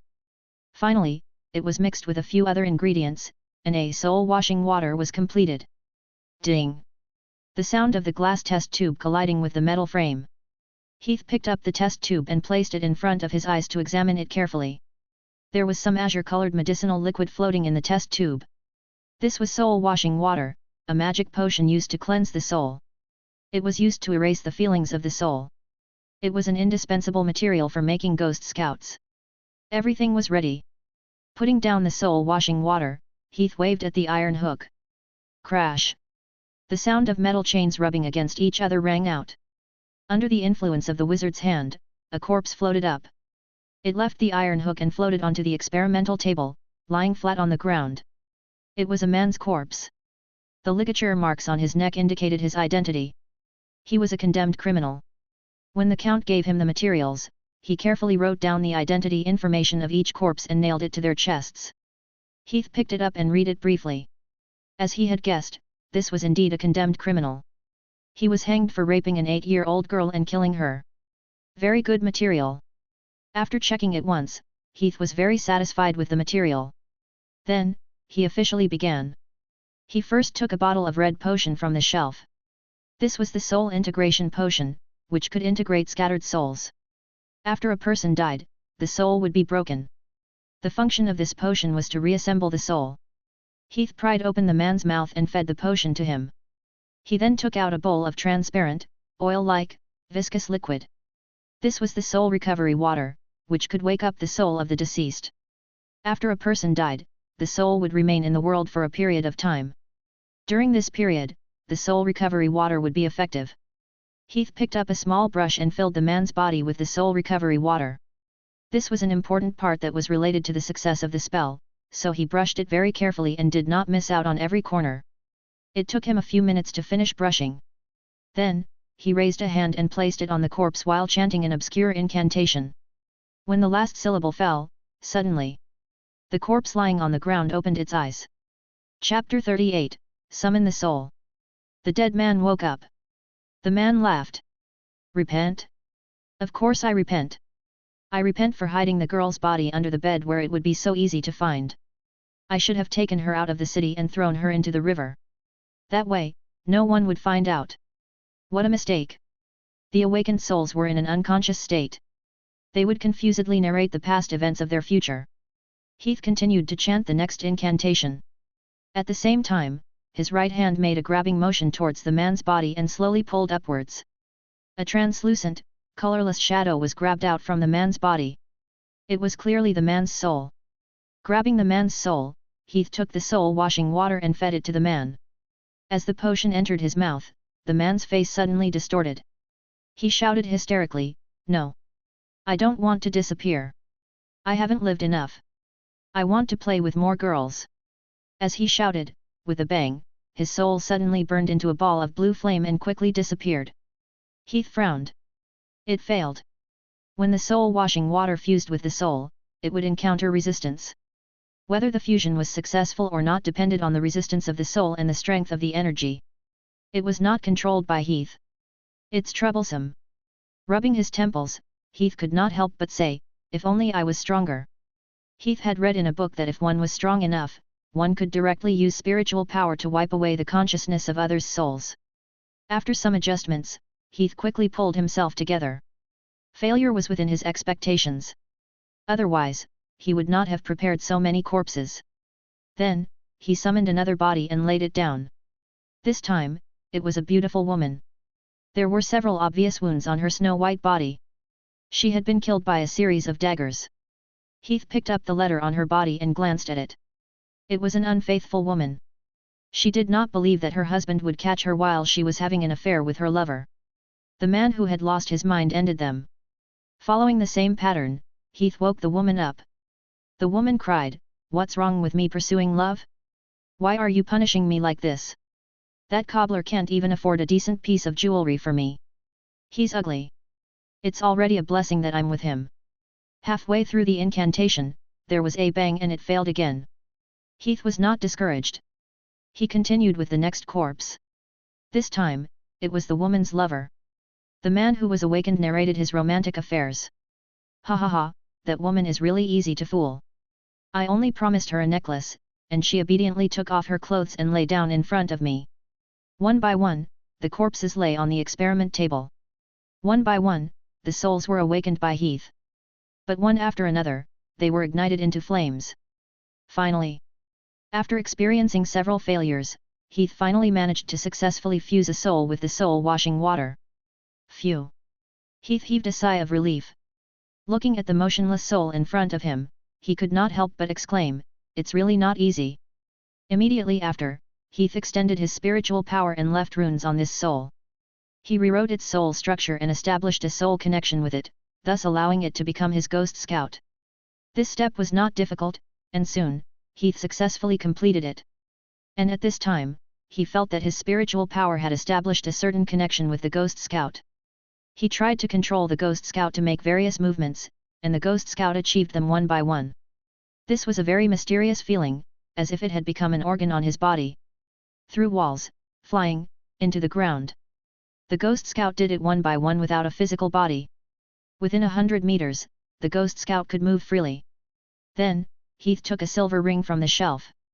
This was a soul container, which was also the physical body of this wizard artifact.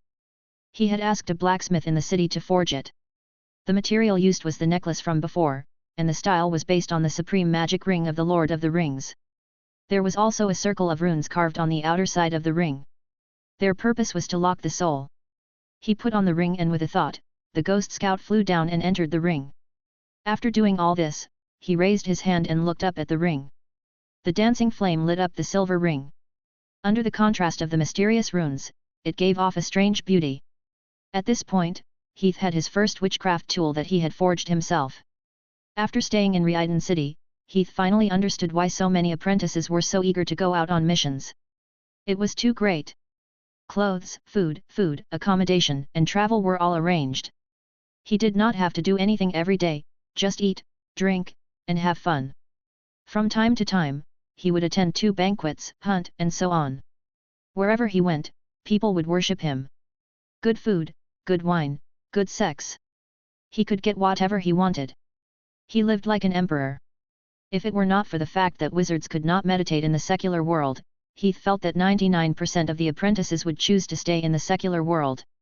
The elemental content in the human area was very low. Wizards could not meditate directly in such a place. They needed to use magic items such as meditation water and meditation candles. These items were expensive. Any one of them could easily cost thousands of magic stones. It was far from what an average apprentice could afford. However, if they were out on a mission, the tower would provide resources to the apprentices. For example, when Heath left the tower, he received half a year's worth of training. Even so, Heath did not indulge in pleasure because of this. On the contrary, he had not had much leisure since the first day he moved into the manor. First, he increased his vitality, then he improved his spells, and now he was making wizard artifacts. Like a machine that never stopped working, it revolved around magic. Heath was a more disciplined person. In his opinion, it was okay to relax occasionally, but he could not forget what was really important to him. There were too many things that attracted him to this world. Wonderful magic, strange creatures, beautiful scenery, delicious food, and even ancient life. And all of these were closely related to power. Only with more power could he enjoy more of the wonders of this world. Because of this, it was far from time to relax. Half a month later, Heath Manor, study. Nettles wrapped around the stone railings rippled in the hot summer wind. On the balcony of the study, there was a round wooden table and a 4-legged stool. On the table, there was a set of exquisite silver tea set. Next to it were cocoa crisps, cooked baby birds, and other refreshments. Heath sat in front of the table, holding a magic notebook filled with runes in his hand, and was deducing the experimental data on it. Aisha, the maid, stood to one side, a smile on her face that suggested she was in a good mood. Aisha had lost her parents since she was 6 years old, and had been raised by her uncle. The man who liked to eat raw entrails had raped her when she had her first period at the age of 12, and then his 2 sons. They said she was better than the goats at home. Compared to today, the days when the whole family and livestock were crowded in the house were like living in hell. It was second only to those unlucky people who worked under merchants. It was said that there was a city run by merchants, and they had to work non-stop every day. They were even told that no one under the age of 18 could get married. It was really sad. In short, Aisha was very satisfied with her current life.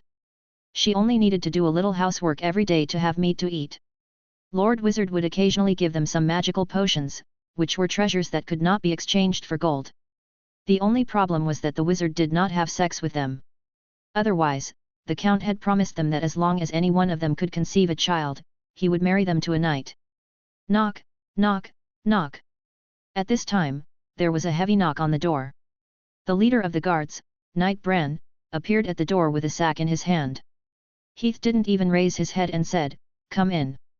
Knight Bran walked into the study and walked all the way to Heath.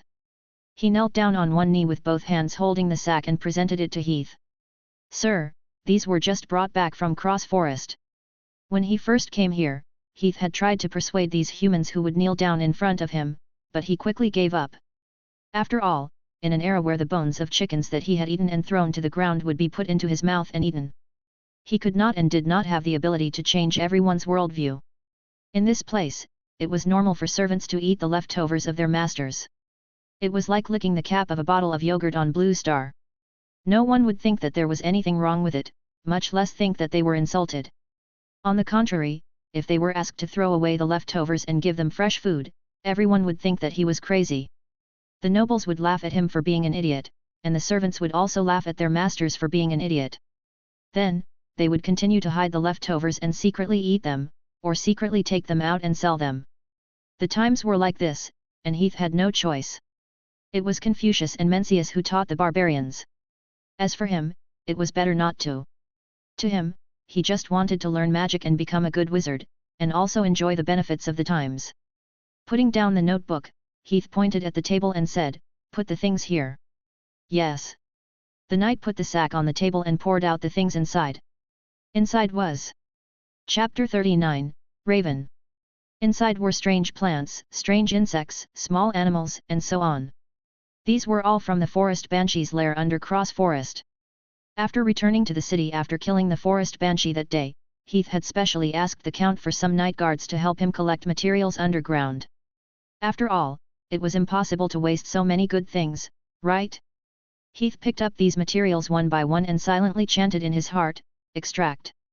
Beep, extraction successful. Spirit plus 0.001. Beep, extraction successful.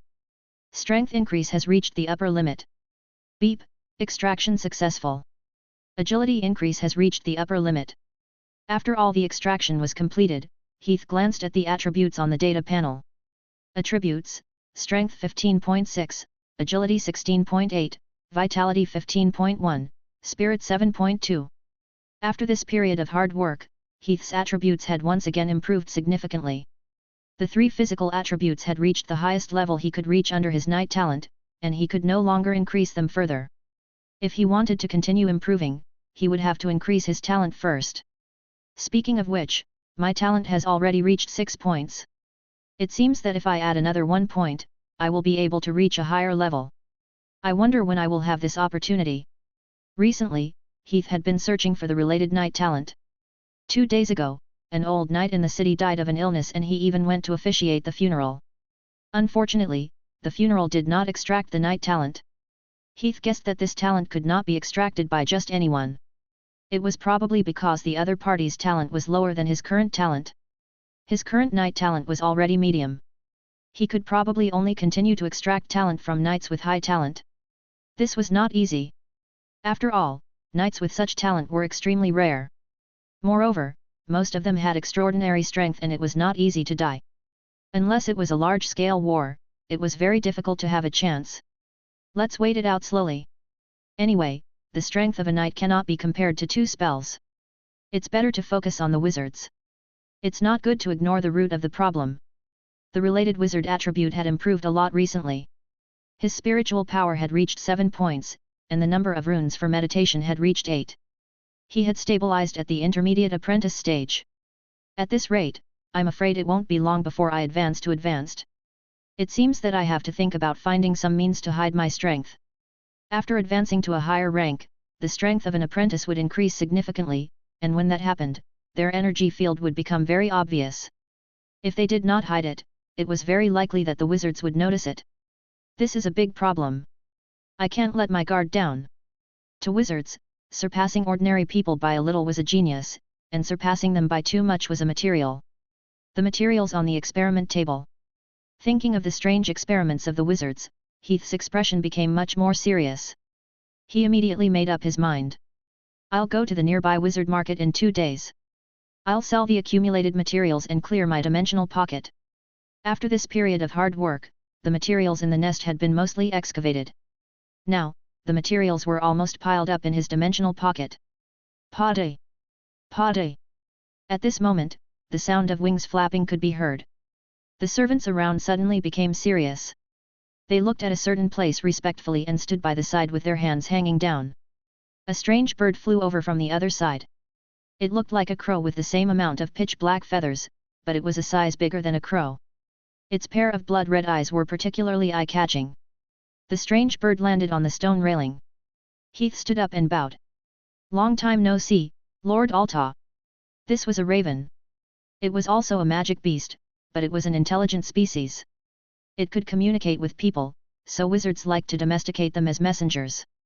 Alta in front of him was a raven domesticated by the Shadow Tower, responsible for the communication between the Shadow Tower and the human world. Alta raised its wings in a human-like manner. A mature male voice came from under its open beak. All right, little guy.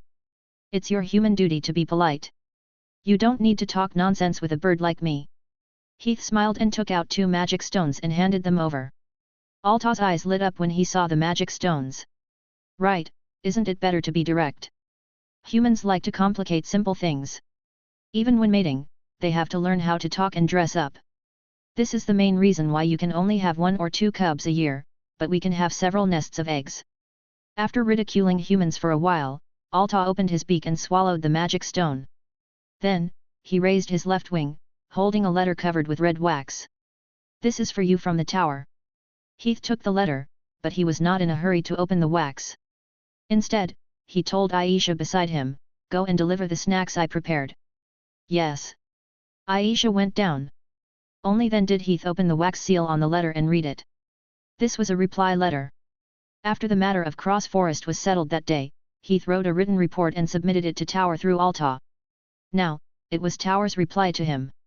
The contents of the letter were mostly polite words, praising his efficiency and encouraging him to continue working. Alta said, the Tower is very satisfied with your performance in the mission.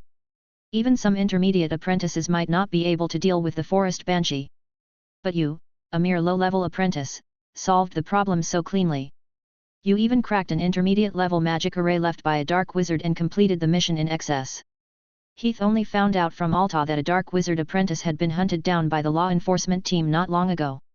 It was said that the dark wizard apprentice had stayed in the vicinity of Riiden City for a period of time. According to the current clues, this forest banshee was most likely left behind by the dark wizard apprentice. Alta continued, although the rating is not over yet, I heard from Marius that you have at least 7 stones. The only difference is whether you get red stones or yellow stones or blue stones. The Tower used stones to evaluate the apprentice's mission. There were 7 stones in total, and they were divided into red, yellow, and blue. 7 red stones were the highest rating, and 1 blue stone was the lowest rating. Alta said, work hard. According to the rules, Wizard Slater needs to take in at least 1 apprentice in the next few years. I think you have a high chance of getting this spot. At least 5%. Among the thousands of apprentices in the Tower, 5% was not a small chance. Heath said, okay, thank you very much for telling me this valuable information. Alta said, you're welcome, it's an equal exchange. You gave me 2 magic stones, so I have to repay you with some information. At this moment, Aisha, who had gone out, returned. At this time, she was holding a plate in her hand. There were eyeballs on the plate, and there was some yellowish-brown liquid hanging on the plate. It looked particularly terrifying. However, facing the horrifying scene, Alta's eyes lit up. He flapped his wings and cried out greedily, oh! Eyes! Beautiful eyes! Quick, give them to me. They are mine. Aisha put the plate on the table, and Alta began to eat in big bites. Ravens like to eat eyes very much, so Heath usually ordered the kitchen to remove the animal's eyes during cooking and soak them in his special antiseptic liquid. Only when Alta came to the door would they be served. As he ate, Alta praised, very detailed little guy. It's because of your care that Alta was able to taste such delicious eyes. Alta never owes a favor. As a price, I'll tell you another piece of good news. Heath's eyes lit up, and he quickly said, please go ahead. Alta flapped his wings and shook his head. This is a secret. No outsiders can be present. You need to let your little pets leave first. Heath nodded, then waved his hand and said to Aisha and the knight, you can leave first. Yes. After the 2 of them left, Alta opened its mouth to speak. Then, he brought Heath shocking news that completely exceeded Heath's expectations. What he said was, Chapter 40, Magic Snake. Alta said, you know, little guy, war is coming. Heath was stunned. War. Alta explained, someone in the Underdark Treesia broke the rules and refused to pay the taxes. They even turned the apprentices who went to collect the taxes into toads and fed them to the reptiles. The wizards are very angry about this. They decided to follow the tradition and use their strength to defend their authority. Only magic can deal with magic. Heath asked, which wizard organization is that? Alta said, the Red Devil's Blood. Their human kingdom is next to the kingdom of Helen. This is a rare opportunity. Make preparations as soon as possible. Wizards all like apprentices who are good at fighting. If you perform well in the war, you will be more confident when you compete for the official apprentice position in the future. At this point, Alta lifted the feather on his neck and there was a pocket watch hanging under it. He lifted the cover of the watch and looked at the time, then said, thank you for your hospitality, but I think I have to go. There are still a few places I need to contact.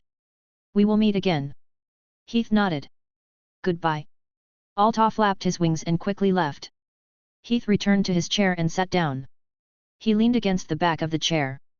His left hand clenched into a fist to support his temple, and his right hand placed on the table and gently tapped it. He frowned and fell into deep thought. Should he participate in this war? This was a matter that required careful consideration. The information that Altor revealed made Heath greatly advance his purchase plan. After all, once the war started, the situation would become unstable. At that time, the market would definitely be affected, and it might even be directly closed down. Therefore, on the second day after the meeting with Altor, Heath left Riiden City and went to the nearby wizard market alone. A few days later, west of the Zyran Kingdom, the Fog Forest. The Fog Forest was a forest in the west of the Zyran Kingdom. Because it was covered in a thick layer of fog all day long, it had this name. Creak. Creak. The sound of boots stepping on the soft road echoed. A figure slowly walked over from the forest. He was wearing a grey-black cloak, a mask on his face, and a cross-guard sword at his waist. His entire body exuded a mysterious aura. This mysterious person was naturally Heath. He did not plan to leave any possibility for outsiders to know about the matter of concealing his strength, so he deliberately disguised himself for this trip. He put on a mask and a cloak, and even his hair color was deliberately dyed gold with medicine. Walking on the sheep farm path made of fallen leaves and debris, he turned his head and looked around as he walked. This looked like a very common forest, surrounded by fir trees, chiao trees, and other common tree species. But in the middle of the forest, there was a thick layer of fog. Other than that, there were no birds, cicadas, or small animals in the forest. The entire forest was quiet, so quiet that it was even a little creepy. Heath raised his eyebrows, and his eyes under the mask revealed a hint of doubt. Is the market really in such a place? Why can't I see anyone? There was a specific map in the tower that recorded the wizard market and updated it regularly. When Heath left the tower, he prepared a copy. According to the map, the only wizard market in the Kingdom of Helen was in the Fog Forest. However, he did not expect to see such a desolate scene after coming here. Is there something wrong with this map? Heath picked up the map and checked it again, but the result was still the same. He was about to release the Ghost Scout to increase the search area, but at this time, a strange sound came from the distance. Hiss! Hiss! Hiss! The sudden sound from the dead silent forest immediately alerted Heath. He pressed down on the crossblade and quickly stared in the direction of the sound. He saw a long figure slithering over from the fog. It was a snake. It was a common forest python. It was about 5 to 6 meters long, about the thickness of a thigh, and its entire body was covered with fine scales. As it crawled forward, it spat out its scarlet tongue. The hissing sound just now came from this place. Forest python. Heath was puzzled. This was the first time he had seen anything alive other than himself since he entered the forest. Before this, there wasn't even a fly here. Heath pulled out his cross-sword and prepared to defend against the enemy. But at this moment, the forest python suddenly opened its mouth and actually spoke in human language. Don't be nervous, unfamiliar apprentice. Heath was stunned. The python stopped about 10 steps away from him and coiled around its body, raising its head high. It spat out its tongue and introduced itself to Heath. I am Doro from the Mist Market. I work for the wizards in the Mist Market. This is my emblem. The scales on the python's abdomen suddenly lit up, forming a complicated pattern. Heath took a look and quickly recognized the origin of this pattern. It was the emblem of the Mist Market. At this time, he also noticed that there were eye-like patterns on the dense scales of the python. Through this unique pattern, he also recognized the identity of this snake. This was a magic snake. Like the raven, it was also a kind of sentient magic creature. He put away his cross-sword and bowed. I'm sorry. It's okay. The magic snake shook its big head and said, I've been watching you for a long time. You're wandering around aimlessly in the forest. I guess you're looking for the market. Is that so? Heath nodded. It's not that easy to find here. The magic snake said, yes, it's easy to get lost here. After a pause, it said, so every new wizard will choose to hire a guide. I think you need one too. Believe me, this will save you a lot of effort. Heath asked, what price do I have to pay? The magic snake said, 2 magic stones. You can hire Doro until you leave the market. How about that? I can swear to the omnipotent Ba serpent that you won't find a cheaper and better guide than Doro in the market. Heath took out 2 magic stones and threw them over. He had had enough of this aimless search. The magic snake opened its mouth and swallowed the 2 magic stones. Wise decision. Heath said, lead the way. The magic snake said, of course. The magic snake did not intend to lead the way. Instead, it suddenly said, in that case, please knock on the tree first. Any tree nearby will do. Knock 5 times in total, 3 times fast and 2 times slow. You don't need to use much strength. Just knock gently. Heath did not understand, but he still followed the magic snake's instructions.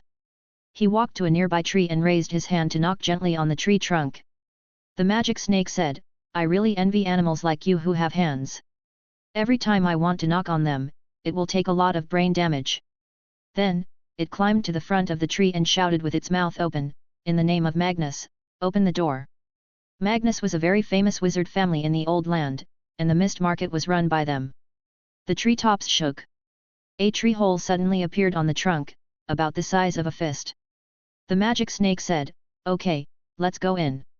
Heath was stunned. Go in? Don't tell me you mean from this tree hole. Did they have to bring their own shrinking potion to go to the bazaar? Only rats could enter such a big tree hole, right? Unexpectedly, the magic snake said matter-of-factly, or what? Put your hand on it. Leave everything to magic. Heath hesitated for a moment and first spread out his spiritual tentacle to scan the tree hole. There was an energy reaction on it, but it was not aggressive at all.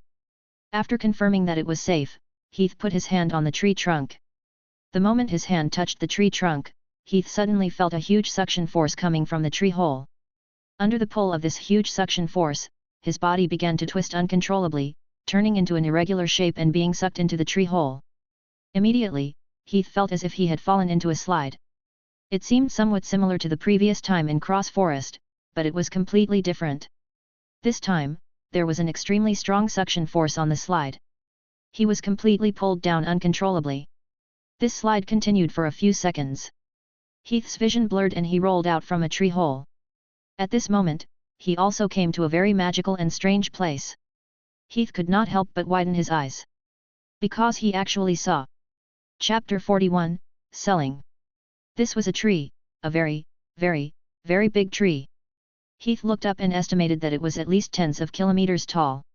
Yes, it was not meters, but kilometers. The luxuriant branches and leaves extended in all directions, like an open umbrella, covering the entire sky. It was so vast that one could not see the end of it. At this moment, he was standing on the trunk of the giant tree. He was so tiny that he looked like an ant. There were houses, streets, and towers on the tree trunk. They were built around the tree trunk. There were streams of people and heavy traffic. It was like a lively market. Heath, who had seen this spectacular scene for the first time, was a little shocked. It was hard to imagine that a city would be built on a giant tree. Very surprised, right?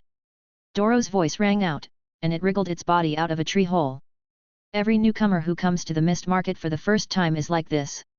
After all, in a low magic region like the old land, world seeds are really rare. Heath was stunned. World seed? He said in surprise, Your Excellency said that this giant tree is a world seed. Doro smiled and said, otherwise, what do you think can grow so big? Heath was enlightened. There were some unusually huge demonized creatures in this world, such as giant turtles, giant trees, giant whales, and so on. These giant creatures had extraordinary sizes. Because they were too huge, there were even forests, mountains, and lakes on their bodies. Some creatures even lived on them, forming an independent ecosystem and forming their own world. Such giant creatures were also known as world species. Heath clicked his tongue and said, so there really is such a thing. When he first saw the description of world species in the book, he thought it was an exaggeration. Doro said, this world tree is considered small. Compared to its kind, it is still very young. If compared to those world-class monsters, it is even less worth mentioning. Heath recalled the description of world seeds in the book. It was said that some world seeds were as big as a continent, and even the wizard world itself was a world seed.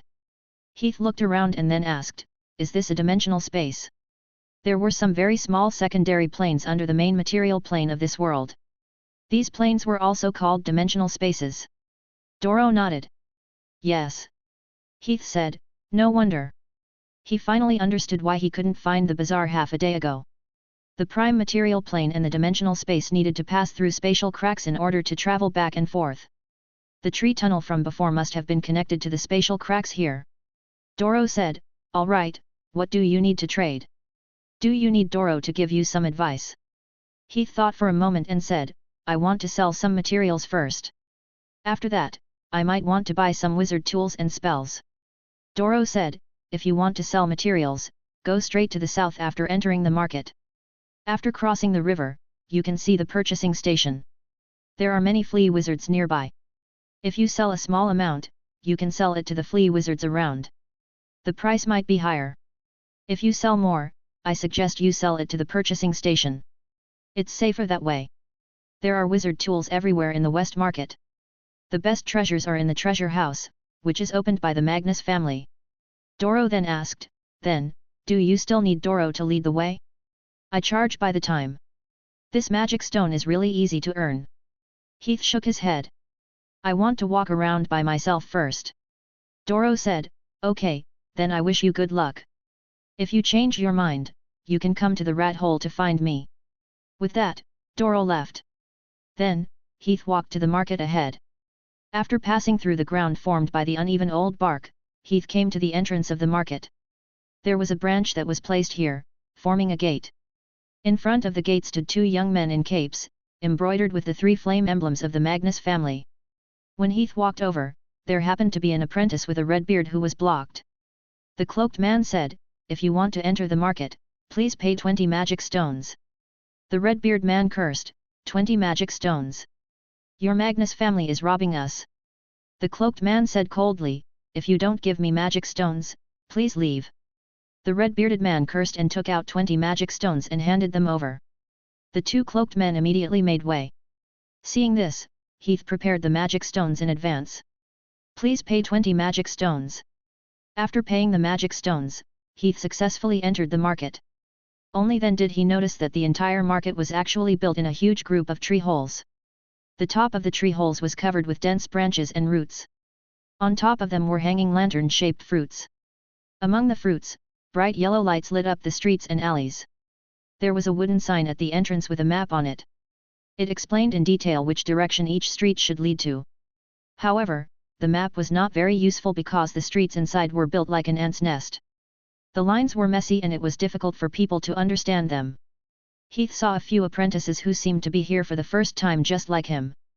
They were standing in front of the map and their eyes were dizzy. He walked to the map and put one hand on the map. Extract. Beep, extraction successful. Obtained one copy of the map of the mist market.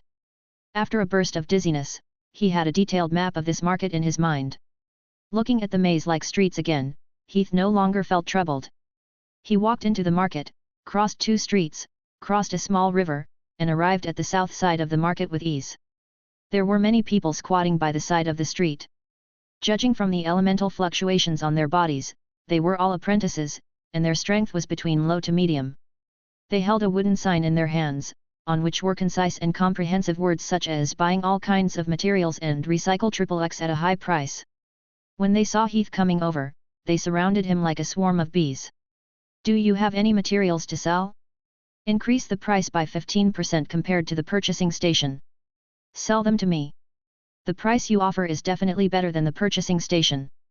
These were flea wizards who specialized in mingling in various wizard markets.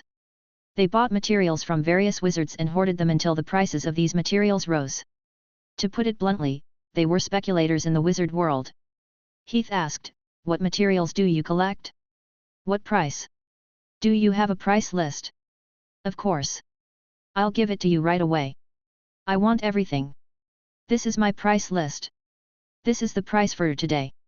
The flea wizards handed over parchment papers to Heath one after another, listing the prices of various materials. Heath collected more than 10 copies in a row and said, "Okay, I'll take a look first. If I need it, I'll contact everyone." With that, he took the parchment and left. He came to a quiet place and took out the dozen or so price lists separately. Then, he compared them in his mind. It seems that the war is really not far away. Through comparison, he soon found that the recovery materials, spell materials, and battle materials were much more expensive than before. It was obviously a sign of the coming of war. It seems that I have to hurry up and make preparations. With this in mind, he quickly arrived at the purchasing station. The purchasing station was a 4-story tower. In the hall, a few cloaked apprentices were busy with a dozen half-human-sized, green-skinned, and three-legged little monsters. These were green goblins, a kind of magic creature under the goblins category. They were obedient, had some low-level intelligence, and were especially good at organizing. Therefore, wizards liked to tame some to share their work. Seeing Heath enter the hall, a female apprentice came up with a notebook. "Do you need help?" Heath said, "I want to sell some materials. There are about 1 to 200 kinds, each of which is dozens to hundreds of pieces. They weigh about 1 to 2,000 pounds. The female apprentice nodded. "Okay, please follow me." Heath followed the female apprentice into a small room next to the corridor. The female apprentice said, "Please take out your things." Heath took out his dimensional pocket, chanted a spell, and poured out all the things inside. Nail leaf grass, rootless fruit, shrieking fruit, necromancy flower, fire-kissed boa's fangs, red scorpion's heart. All kinds of strange materials piled up into a small mountain. This was the result of his hard work over the past 8 or 9 months. It could be said that it was all of his belongings. The female apprentice was also surprised. "It's really quite a lot." It was rare to see so many materials sold in one go after working in the purchasing station for so long. Then, she arranged for Heath to sit down at the table next to her and sent over cream, lizard legs, roasted spiders, flower goblin honey tea, and other popular snacks among wizards. "Please wait here for a moment. We will arrange for the green goblins to do the inventory as soon as possible." Heath nodded. "All right." The female apprentice went out and quickly brought 2 more green goblins into the room. The 2 little monsters sat down in front of the goods that were as tall as a hill.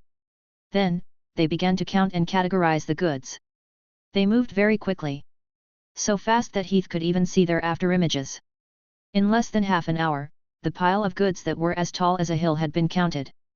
And then the female apprentice calculated the price of Heath's goods. A figure Heath had not expected came out. Chapter 42, Purchase.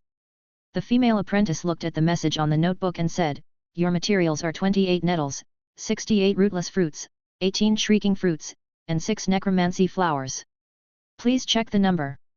Heath nodded and said, "Yes." He roughly remembered that there were so many of them, and the Magnus family wouldn't lie about it. The female apprentice continued, "Take a look at the price list of these materials. If there are no problems, we will settle with you according to this price." She handed over a price list. Heath glanced at it. It was a little cheaper than the flea merchants outside. However, it was common for those flea merchants outside to be lacking in weight. If it was not necessary, it was better to forget about trading with them. Heath nodded. "Sure." The female apprentice took out a pen and paper and quickly calculated in the blank space. Then, she reported a number. "The total price of this batch of materials is 29,998 magic stones. If you accept it, I will bring you to settle the account." Heath was speechless. Damn it, would it kill them to give 2 more magic stones to make up the whole number? He said, "Sure." Coming out of the purchasing station, a small brown cloth bag appeared in Heath's hand. This was a special magic stone bag. It had the function of space folding, and it could also violate one of the iron laws of Space Wizard tools. Space tools had 2 iron laws. One was that it could not put living things, and the other was that it could not be put into another space tool. However, there were some special space tools that could be an exception. The magic stone bag in front of him was one of them. It had the function of space folding, but it could still be put into other space tools. Of course, the price he had to pay was that this kind of wizard tool could only hold magic stones. Standing in front of the purchasing station, Heath held the spatial pocket in his hand and shook it, his face full of smiles. 30,000 magic stones, together with the magic stones he had accumulated previously, the number of magic stones in the spatial pocket had reached more than 38,000. To an apprentice, this was definitely a huge amount of wealth. It must be known that an ordinary apprentice could not earn hundreds of magic stones a month. After deducting the cultivation resources, it was already amazing that they could save up to 3,000 to 5,000 magic stones a year. Take Heath and his fellow apprentices for example. Basically, they were still living the life of a clan. After working hard every month to deduct the cultivation resources, there was nothing left. Let alone 30,000 magic stones, they might not even be able to take out 300 magic stones. You reap what you sow. The ancients are not lying to me. Heath could not help but say a proverb from his hometown. Although he earned a lot, he also paid a lot. During the 8 to 9 months in the Shadow Tower, he would go out to hunt before dawn every morning. He would go out for 3 to 5 days. It was common for him to live outdoors. When other people were hanging out with other female apprentices, he was fighting with demonized creatures. When other people were having a good time and falling asleep, he was still sleeping in the open, looking for materials. When other people were guarding the land in front of him, he was still searching for resources all over the world. No matter if it was windy or rainy, he never stopped. Of course, it had something to do with cheat Goldfinger, but the root of his strength was that he was very strong. Those cheating methods only made him stronger. The road to becoming a wizard is far from easy, Heath reminded himself in his heart. Then, he put away the magic stone bag and continued to walk toward the market. This time, he was heading toward the West Market. Soon, Heath arrived at the trading area. This was probably the most crowded area in the market. On both sides of the narrow street, there were many small houses with unique designs. They were filled with a variety of goods. Some simply spread a piece of animal skin on the ground and placed the goods on it. All kinds of bargaining voices rose and fell. You actually want to charge me 10 magic stones for a magic herb? You're even more greedy than those bandits in the Shadow Tower. If you don't want it, then go away. Don't block my business. I found this in the ruins. I almost lost my life. But it's broken. After looking around, Heath walked into a small house in the shape of a mushroom. It seemed to have been built by emptying a giant mushroom. This was a materials store. The shelves were filled with all kinds of materials. Seeing that a customer had come, the fat store owner hurriedly came up to welcome him. Sir, do you need any help? Heath said, I'm just looking around. Then, he walked to the shelf, picked up a magic spirit grass, and silently thought, extract. Beep. Extraction failed. Heath frowned. As expected, it still didn't work. In fact, when he was hunting demonized beasts in the Forgotten Land, Heath had tried to go to the market to extract the demonized beasts killed by others, but the effect was not very good. Although he could extract them, the probability was very small, and the extracted attributes were not many. After repeated experiments, he found that it was probably because of the activity. The extraction function of the system was closely related to the activity of the material. The fresher the material, the easier it was to extract the attributes. On the other hand, even if he collected and killed it himself, he would not be able to extract it after a period of time. Of course, this was only limited to the active substances. No matter how long the dead things like books, spell models, and wizard tools were stored, as long as the contents were not damaged, they could be extracted. Heath continued to ask, how much is this magic herb? The magic herb happened to be the material that Heath needed for his alchemy notes. The shop owner said, 10 magic stones, sir. Heath said, that's too expensive. The most expensive magic herb is usually no more than 8 magic stones. The shop owner said with a smile, the quality is different, sir. The magic herbs I have here are all of the best quality. The medicinal properties are very rich. Whether you are experimenting or concocting potions, you can increase the success rate. Using exquisite materials to exchange for exquisite potions, the investment of 1 or 2 magic stones is nothing, isn't it? In his heart, Heath still agreed with the shop owner's words. The materials here were indeed very good. However, he did not show it on the surface. Instead, he bargained and said, only 1 magic herb. Of course, no one will care about it. But I still need many other materials. If each of them is expensive, the difference in price will be too great. The shop owner frowned and quickly asked, what else do you need? You need a lot. I can give you a discount. Heath immediately bought more than a dozen materials on the shelf. The total price was about 300 magic stones. In the end, the shop owner gave a discount of 30 magic stones. I'll look at the others. I'm at your service at any time. After shopping, Heath did not leave immediately. Instead, he continued to act as if he was shopping for goods. He picked up the items on the shelves one by one and tried to extract them. Beep, extraction failed. Beep, extraction failed. Beep, extraction successful. Spiritual power plus 0.001. Although most of the extractions ended in failure, there were occasionally 1 or 2 successful extractions. Even if it was not much, a grasshopper was still meat, so it was fine if it could be extracted a little. During this period of time, as his strength continued to increase and the number of new species continued to decrease, the attributes that Heath could extract became less and less. If it was other customers who picked up the items one by one without buying them, the shop owner would have long lost his temper. However, Heath had just bought something here, so the shop owner naturally could not say anything. Heath continued to pick up the items one by one, looking for possible attributes. Just as he was about to finish picking up the items on the shelf, he suddenly saw an item on the shelf. It seemed to be an octagonal crown made of silver metal with fine inlay holes. It was obviously filled with gemstones before. However, the gemstones were gone now, leaving only an empty metal indent. The metal was covered with mottled rust, which made it look tattered. It was difficult for a tattered piece not to attract attention on the shelf. Heath picked it up subconsciously. As he looked at it, he asked curiously, "What is this?" The shop owner said, "I found it in a ruin of the Higrama dynasty. It used to be a wizard tool and it has solidified more than one spell. If you want it, 200 magic stones." Higrama was a country where humans and wizards coexisted more than 1,000 years ago in the old land. Don't think it's expensive. Although it's broken, it's still very memorable. After all, its original owner might be a king of the Higrama dynasty. You won't lose anything by buying it. What do you think? Heath held the crown and thought to himself, extraction. Beep, extraction successful. Obtained wizard blueprint, dazzling. Heath's eyes lit up. He didn't expect to really extract something. Chapter 43, Seal.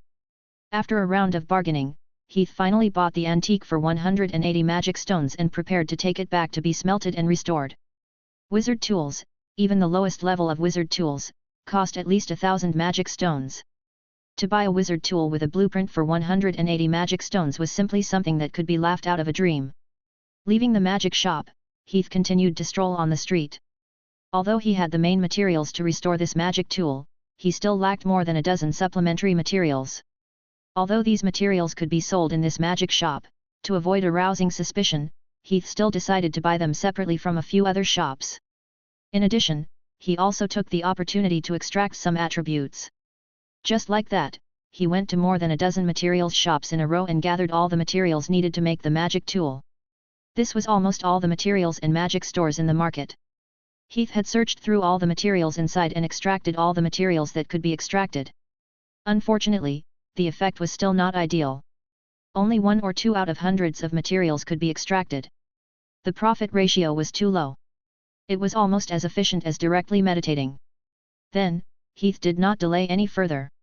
He went to the largest magic shop in the trading area, which was the magic shop opened by the Magnus family, which was mentioned by the magic snake Doro. It was a magnificent palace-like building. After entering, a beautiful female apprentice came up to him. The female apprentice put on a very polite smile and said, "Welcome to the treasure house. How may I help you?" Heath went straight to the point and asked, "I want to buy a wizard tool. It must have the function of concealing one's strength." The female apprentice asked, "May I ask what price you are looking for?" There are many types of wizard tools of this type, and the prices vary. There are tens of thousands of magic stones, thousands of magic stones, and hundreds of magic stones. Heath said, "What I want is the effect. If the price is within 30,000 magic stones, then it will be fine." Hearing Heath's reply, the female apprentice's eyes lit up. It must be known that their customers were mainly for apprentices, and among the apprentices, other than those from the wizard families, it was already good enough for an ordinary apprentice to be able to take out a few hundred magic stones. A deal of more than 10,000 magic stones was definitely a big deal, and the commission she could get was also very considerable. The female apprentice's smile became even more cordial. "Okay, this way please." The female apprentice led Heath into the inner corridor. There was a row of private rooms on both sides of the corridor, which were used to entertain guests with a larger amount of money. "Do you prefer fruit wine, mead, or cocoa?" "Fruit wine." After entering the door, the female apprentice arranged for Heath to sit on the sofa, and then brought tea and drinks. Then, she took a price notebook, which was full of magic items that could hide one's strength. There were patterns, detailed introductions, and magic disguises, etc. The wizard world was full of dangers, and everyone was used to holding back. Hiding one's strength was not a new thing, so there were naturally many magic items that were born from it. The female apprentice said, "Take a look." All the items on it can help you hide. If you want better effects, you don't have to look at the first 2 pages. Just look at the ones at the back. Heath followed the female apprentice's instructions and opened the pages at the back. The items here were indeed much better than the ones before. Of course, the prices were also much higher. The cheapest one he saw was thousands of magic stones. After a round of selection, Heath quickly picked 3. They were a wizard tool called Odor Removal Ritual Staff, Apprentice Necklace, and a bottle of suppressive potion. The first 2 items were priced at 8,000 magic stones, and the last potion was 1,200 magic stones. The female apprentice introduced in turn, the Odor Removal Ritual Staff was made by our wizard tool master, Lord Pierrot. As long as you bring it with you, you will be able to completely remove the smell of wizards from your body and become like a human. The apprentice necklace is still Lord Pierrot's wizard tool. As the name suggests, this is a wizard gear that will only be an apprentice after wearing it. The suppressive potion is a special potion developed by our treasure house. After drinking it, it can suppress the magic elements in your body and make you look like an apprentice. The effect of the potion can last for 3 months without any side effects. After listening to the female apprentice's introduction, Heath began to ponder. He could first rule out the odor removal ritual staff. He just didn't want people to know that he had advanced to an advanced apprentice.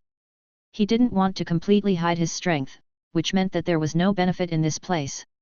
The rest was to choose between the apprentice necklace and the suppressive potion. What should he choose? After thinking for a while, Heath asked, I don't want to completely hide my strength. I just want to make my strength look weaker than the actual one. For example, an advanced apprentice looks like an intermediate apprentice. Is that okay? Hearing Heath's words, the female apprentice could not help but look at him again. Although Heath had put on a mask and disguised his voice, from his figure, it could be determined that the apprentice in front of her was not old. He should not be more than 30 years old. An advanced apprentice who was not even 30 years old was definitely a rare genius. I wonder where this powerful guy came from. As she was guessing in her heart, the female apprentice introduced, we can let the wizard tool master make adjustments according to your requirements. All of them can meet your requirements. Heath nodded. I see. After thinking for a moment, he decided to buy the apprentice necklace. He needed to take the suppressive potion once every 3 months. Not only would it cost more over time, it would also increase the risk of exposure.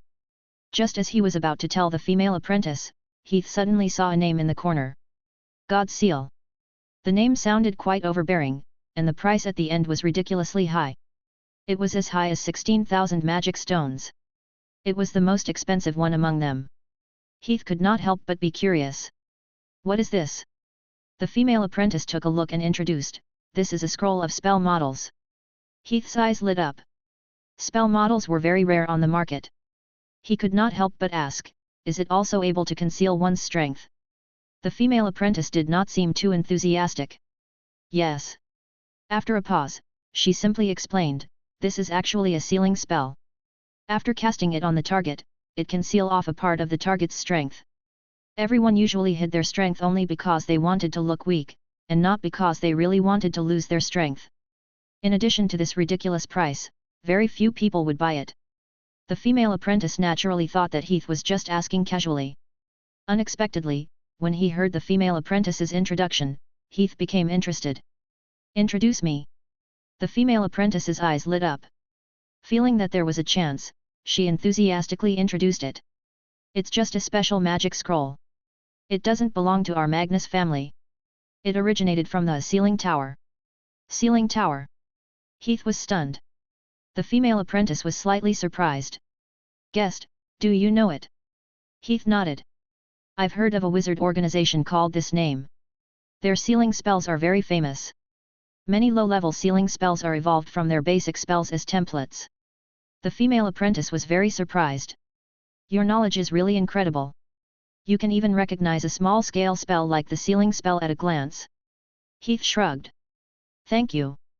The female apprentice nodded and continued, yes, this spell comes from the sealing tower that you know of. Its function is to seal the target and reduce the opponent's strength. It is a spell that combines curses and sealing spells. The strength of the person affected by the sealing spell will be reduced. However, after the seal is removed, the target's strength will be restored.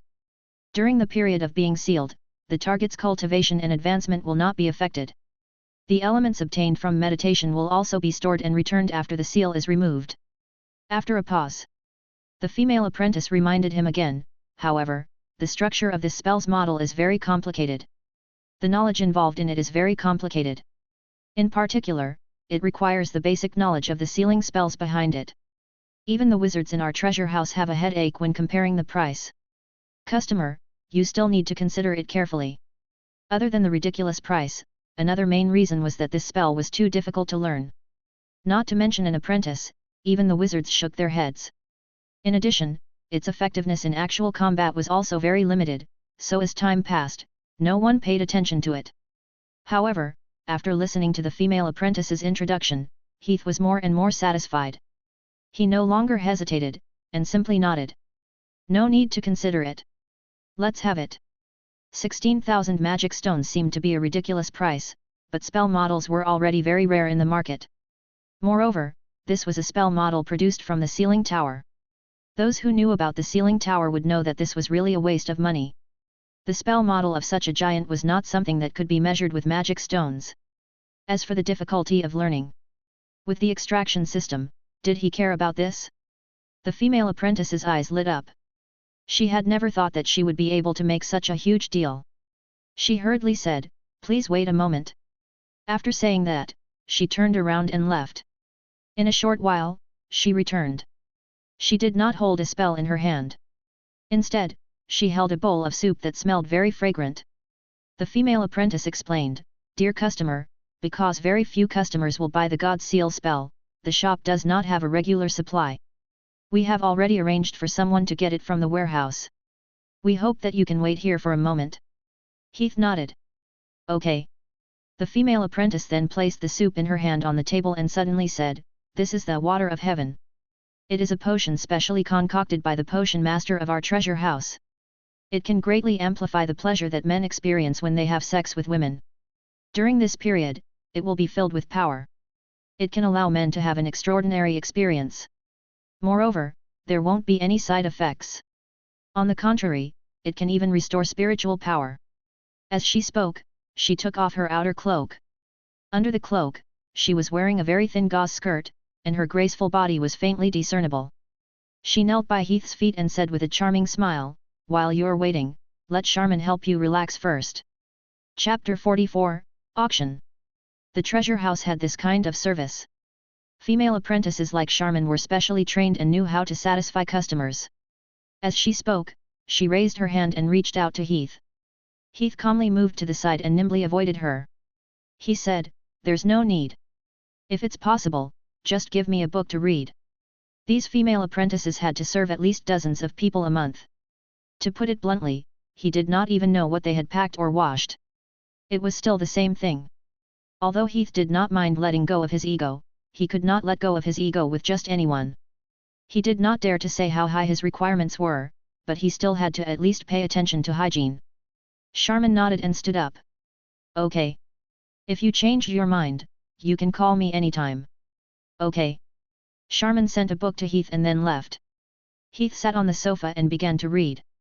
After waiting for about half an hour, the door opened again. Charmin carried a 1-foot-long treasure chest into the room. She placed the treasure chest on the coffee table and opened it. Inside was a scroll made of sheepskin. The isolation wax that prevented information from leaking was emitting a faint purple light. Charmin held the scroll in both hands and handed it to Heath. "Hello, distinguished guest. This is your God Seal. Heath took the scroll, tore open the sealing wax, and took a look. After confirming that it was correct, he put the scroll into his interspatial ring. This kind of high-end spell had a huge amount of information. It was better to go back and find a quiet environment to extract it. Anyway, he was not in a hurry. Charmin then sent over a silver badge with a crown pattern. "This is a silver badge given by our treasure house to our distinguished guests. With this badge, you can enter the market 3 times a month for free." Heath nodded. "Okay." Charmin then sent over a stone coin. "In addition, this is an auction coin worth 10 magic stones. You can use it to participate in the auction of our treasure house for free." Heath raised his eyebrows, picked up the coin, and asked, "Auction? When?" Charmin said, "Every Wednesday afternoon, there will be a small-scale auction. In addition, we will hold large-scale auctions from time to time. You can tell us the address, and we will arrange for the Raven to inform you." Heath said, "There's no need to trouble yourself. Just help me introduce it." Hearing Heath's tone, he seemed to be interested in it, so she quickly said, "We have a large-scale auction this afternoon, and there will even be an official-level wizard tool auction. Do you want to go and take a look?" Heath's eyes lit up, and he said straightforwardly, "Of course."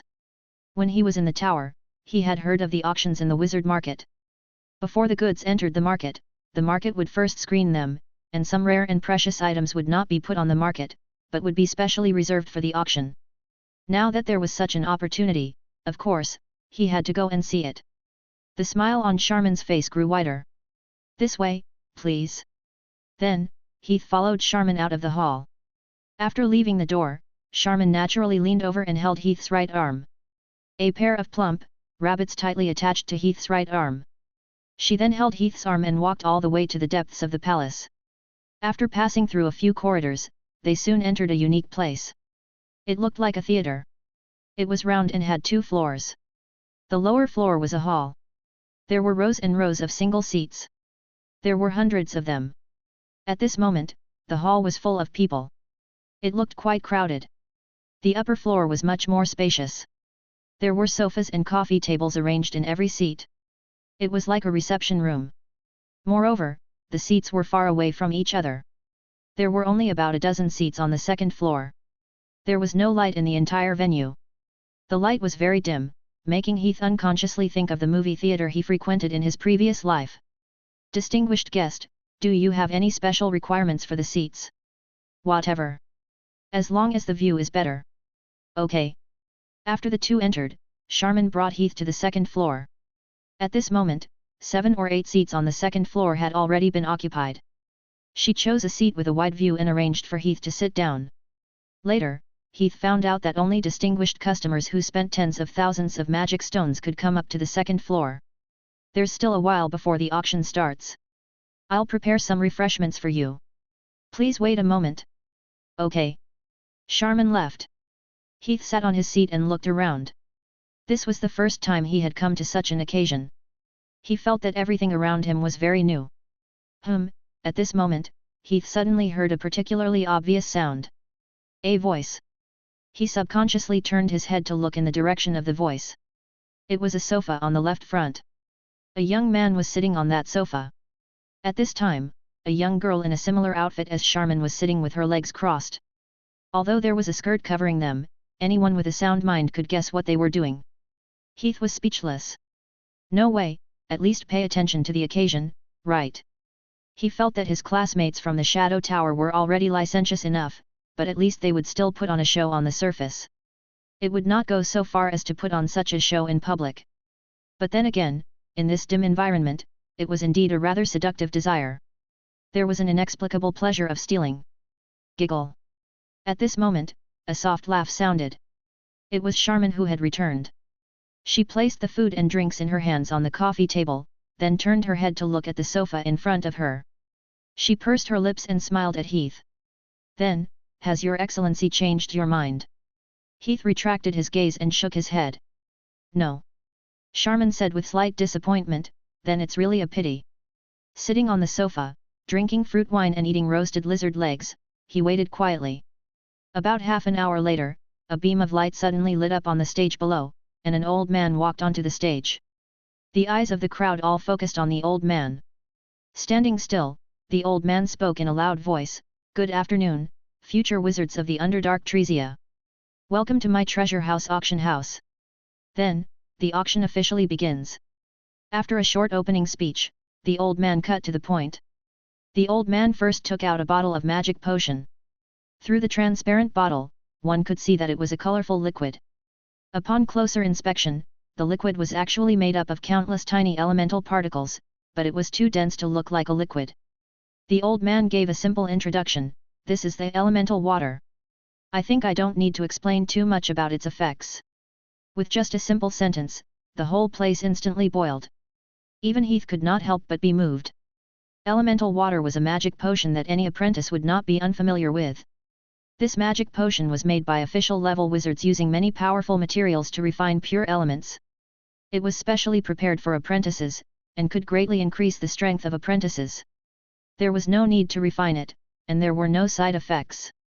It could directly be poured into the mouth and consumed, which could bring about an increase in spiritual power. It was definitely a treasure during the apprentice period. All apprentices who had not consumed this magic potion were eager for it. Seeing that the mood was almost exaggerated, the old man took out a small hammer and gently knocked on the table mat. The starting price is 5,000 magic stones. Chapter 45, Fight for it. 5,000 magic stones. This was really no different from picking it up for free. And because of this, as soon as the old man finished speaking, the entire venue was in an uproar. I'll bid 10,000 magic stones. I'll bid 20,000 magic stones. 30,000. 50,000. Like a flood, the price of elemental water rose higher and higher. The price of elemental water rose by leaps and bounds and soon broke through the 100,000 mark. It continued to sprint forward for a while until it broke through 150,000. Only then did it slow down. This price was no longer cheap. The number of apprentices who could afford to bid could be counted on one hand. 180,000, deal. The final price was fixed at the 180,000 mark. The old man hammered the small hammer down. 180,000. Seeing this scene, Heath could not help but twitch the corner of his mouth. When he heard the starting price of 5,000 magic stones, he originally wanted to make a bid, but he did not know that the price had already soared to the sky before he could shout it out. The 18,000 magic stones in his pocket was really nothing in this kind of situation. The auction continued. The following items were all sorts of, including magical pets, potions, formulas, wizard tools, blueprints, and even spell models, etc. The prices varied, but none of them were higher than the elemental water from before. The cheapest item was only auctioned for a few hundred magic stones. Obviously, the elemental water was only used to liven up the atmosphere. But thinking about it, it made sense. After all, this was an apprentice-level auction house. Not many apprentices could afford such an expensive item, so it was naturally less expensive. In the face of these various auction items, Heath had also made a few moves. They were a potion formula that could enable people to have night vision effects. The starting price was 100 magic stones. Because there were not many people competing with him, in the end, he bought it for 300 magic stones. There was also a spell model, Gale. After casting it, it could instantly increase a person's speed, but the duration was only 3 seconds.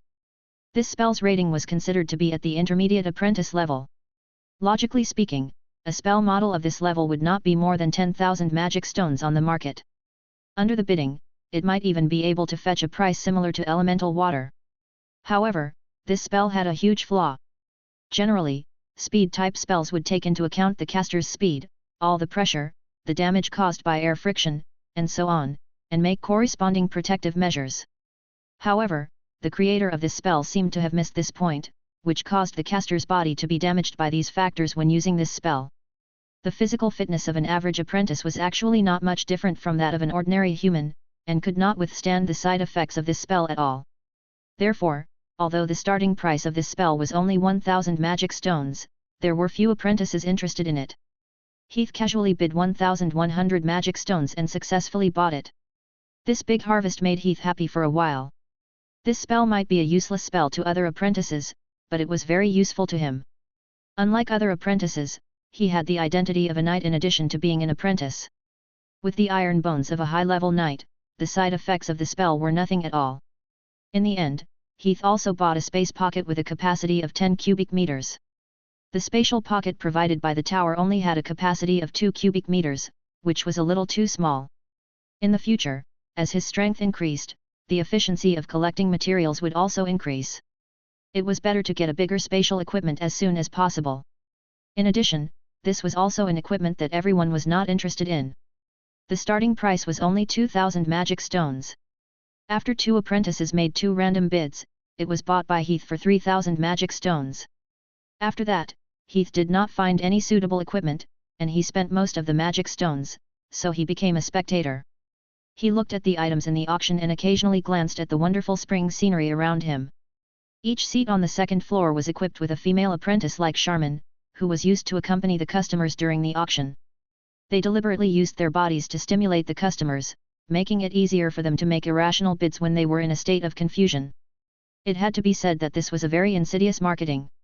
At least Heath had seen more than one apprentice making wild bids because they were indulging in the tenderness. Soon, the auction was coming to an end. The old man in charge of hosting the auction took out the last item. It was a long staff made of white bones. The top of the staff was embedded with a skull, and it looked gloomy. Heath could clearly feel that when this item appeared, the apprentices at the scene immediately became excited. The old man immediately introduced, "It's finally time again. It's time for today's finale item to go on the stage. Before this, I think many people present already know its identity. That's right, this is a wizard tool, an official wizard tool. Official grade wizard tool." Just a few words were enough to explain its weight. One had to know that every official grade wizard tool must have an official grade spell, and official grade spells were the power that only a real wizard could control. In other words, possessing an official grade wizard tool was equivalent to mastering the power of a wizard. And a wizard was a person with a noble status. In the entire Underdark Tresia, there were only 100 or so real wizards. From this, one could see how precious this magic tool was. The old man said, "The magic tool Necromancer's Scepter has the ability to revive the dead.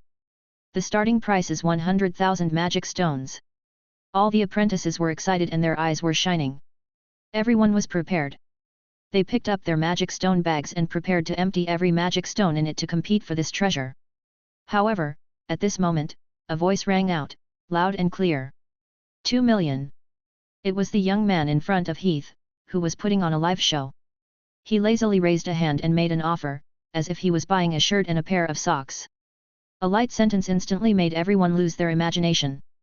The entire place was silent, and the sound of a needle dropping could be heard. The old man observed for a while and then picked up the small hammer. 2 million going once, 2 million going twice, 2 million going 3 times, sold. Congratulations to this guest, the Necromancer's Scepter belongs to you now. The apprentices who came back to their senses were all disappointed. It's an apprentice of the Oslan family. With an apprentice of the wizard family here, what's the point of competing? If I had known earlier, I wouldn't have come.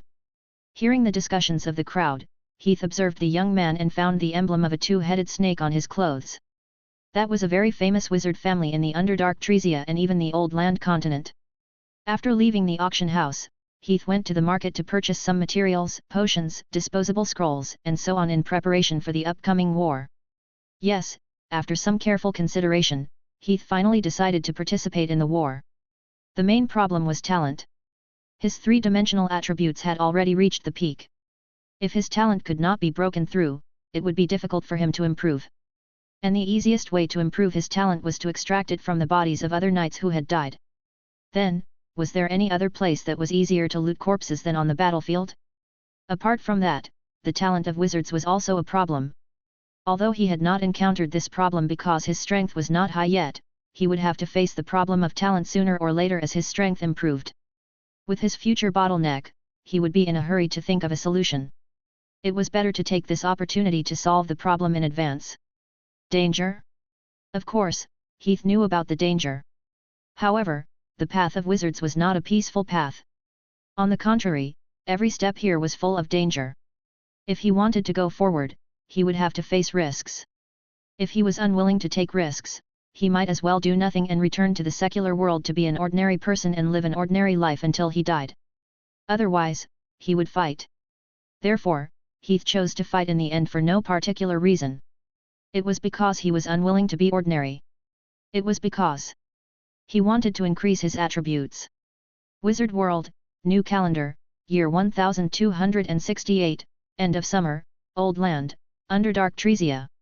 In the last week of this summer, the most powerful wizard organization in Underdark Tresia suddenly issued a notice to the public. The general meaning of the notice was as follows. The Red Devil's blood broke the pact that everyone had made during the Underdark Tresia gathering, refused to accept the obligations that they should have undertaken and pay the magic stones to the Underdark Tresia to maintain balance. All the wizards in the Underdark Tresia suffered a great loss. As the largest protector of order in the Underdark Tresia, it was necessary for the Shadow Tower to stand up at this time to protect everyone's interests and uphold justice. Therefore, the Shadow Tower hereby declared war on the Red Devil's blood. Declare war. For a moment, all the countries were shocked. Chapter 46, War. After announcing this to the world, the Shadow Tower quickly began to prepare for war. Out of the 6 wizards stationed in the tower, 2 were selected.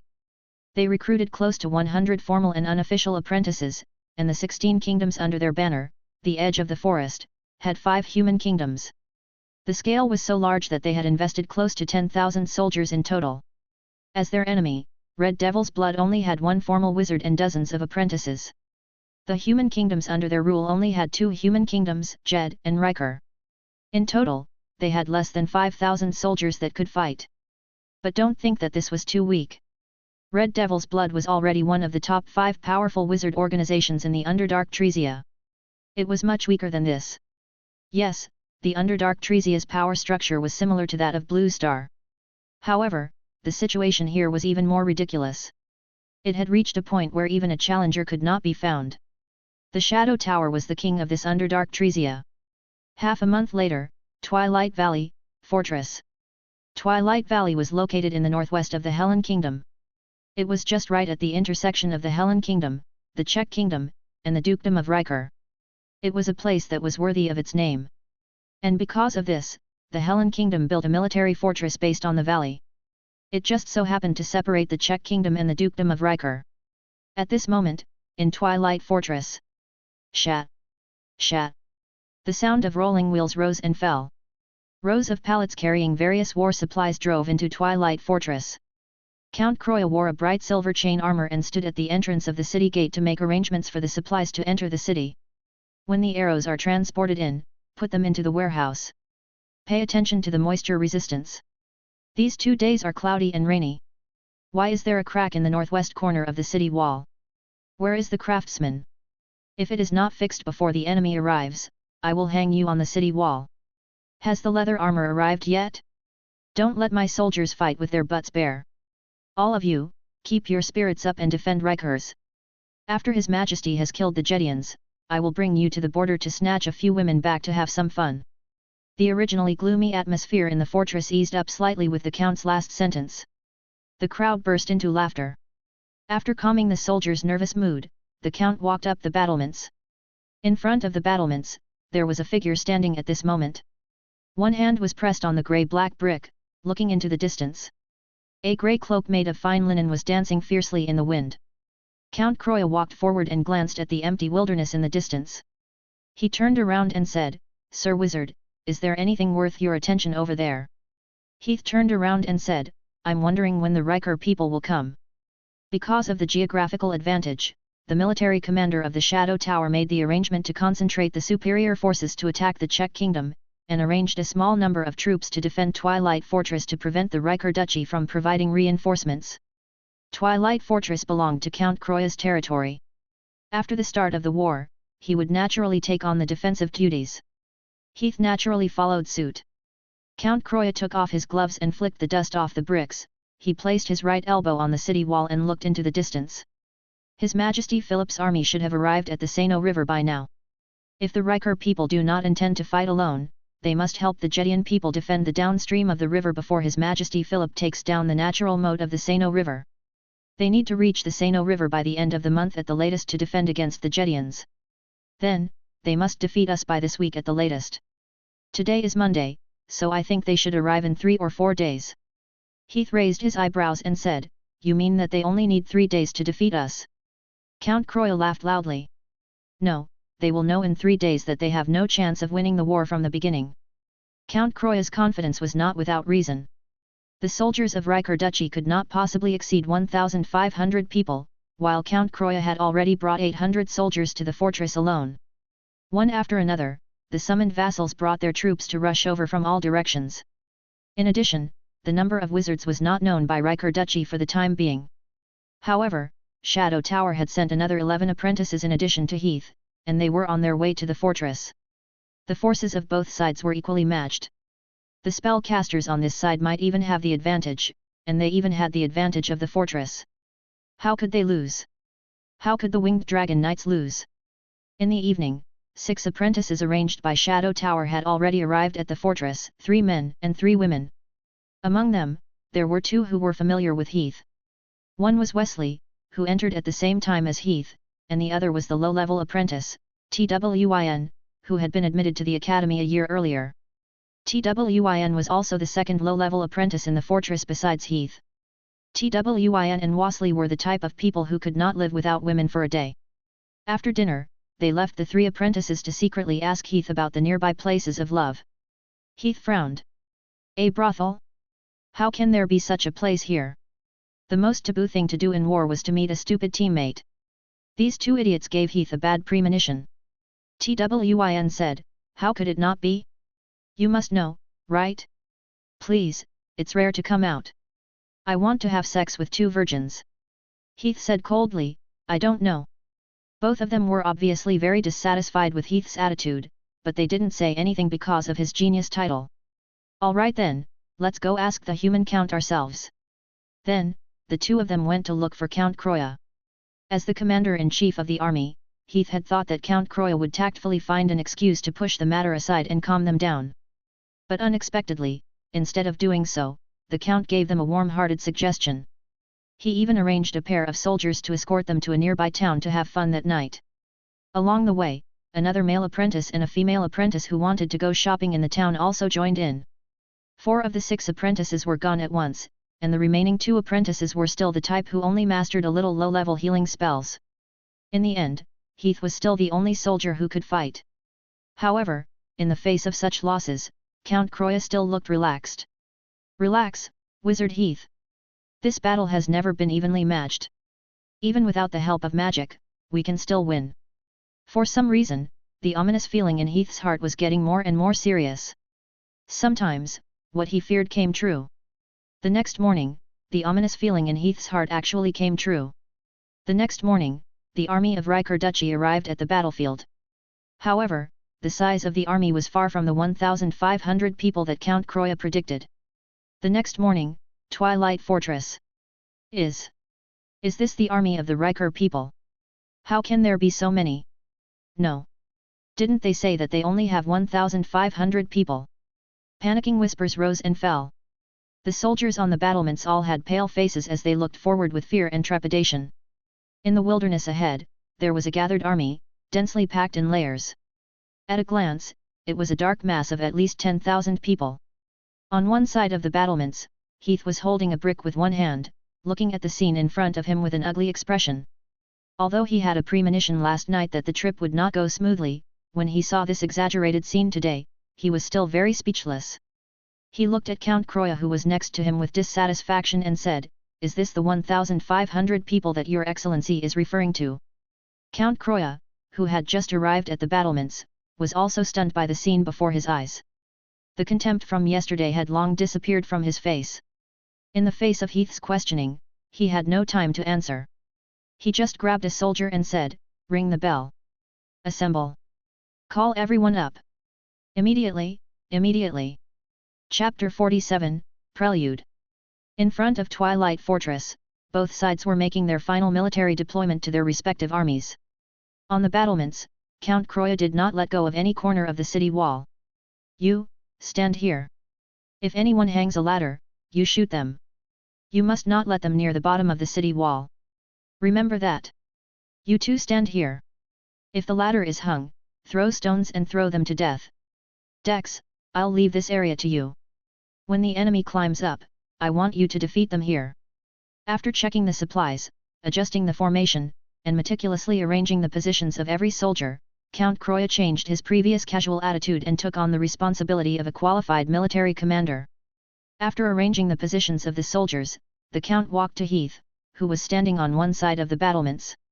Although there were still 3 wizards in the fortress, Count Croat knew that the only one who was reliable was the one in front of him. "Sir Wizard." After a simple bow, the Count cut to the point and pointed at the 2 catapults in the enemy's camp. "Those 2 big guys are big trouble. We have to find a way to kill them. Can you give me some magic help?" Heath asked, "How far is their range?" Count Croya said, "At least 300 yards. It might reach 380 yards. Heath frowned. "I'm afraid I can't do anything. His fireball spell had a maximum range of less than 30 yards. He asked with some doubt, is the power of this catapult very amazing?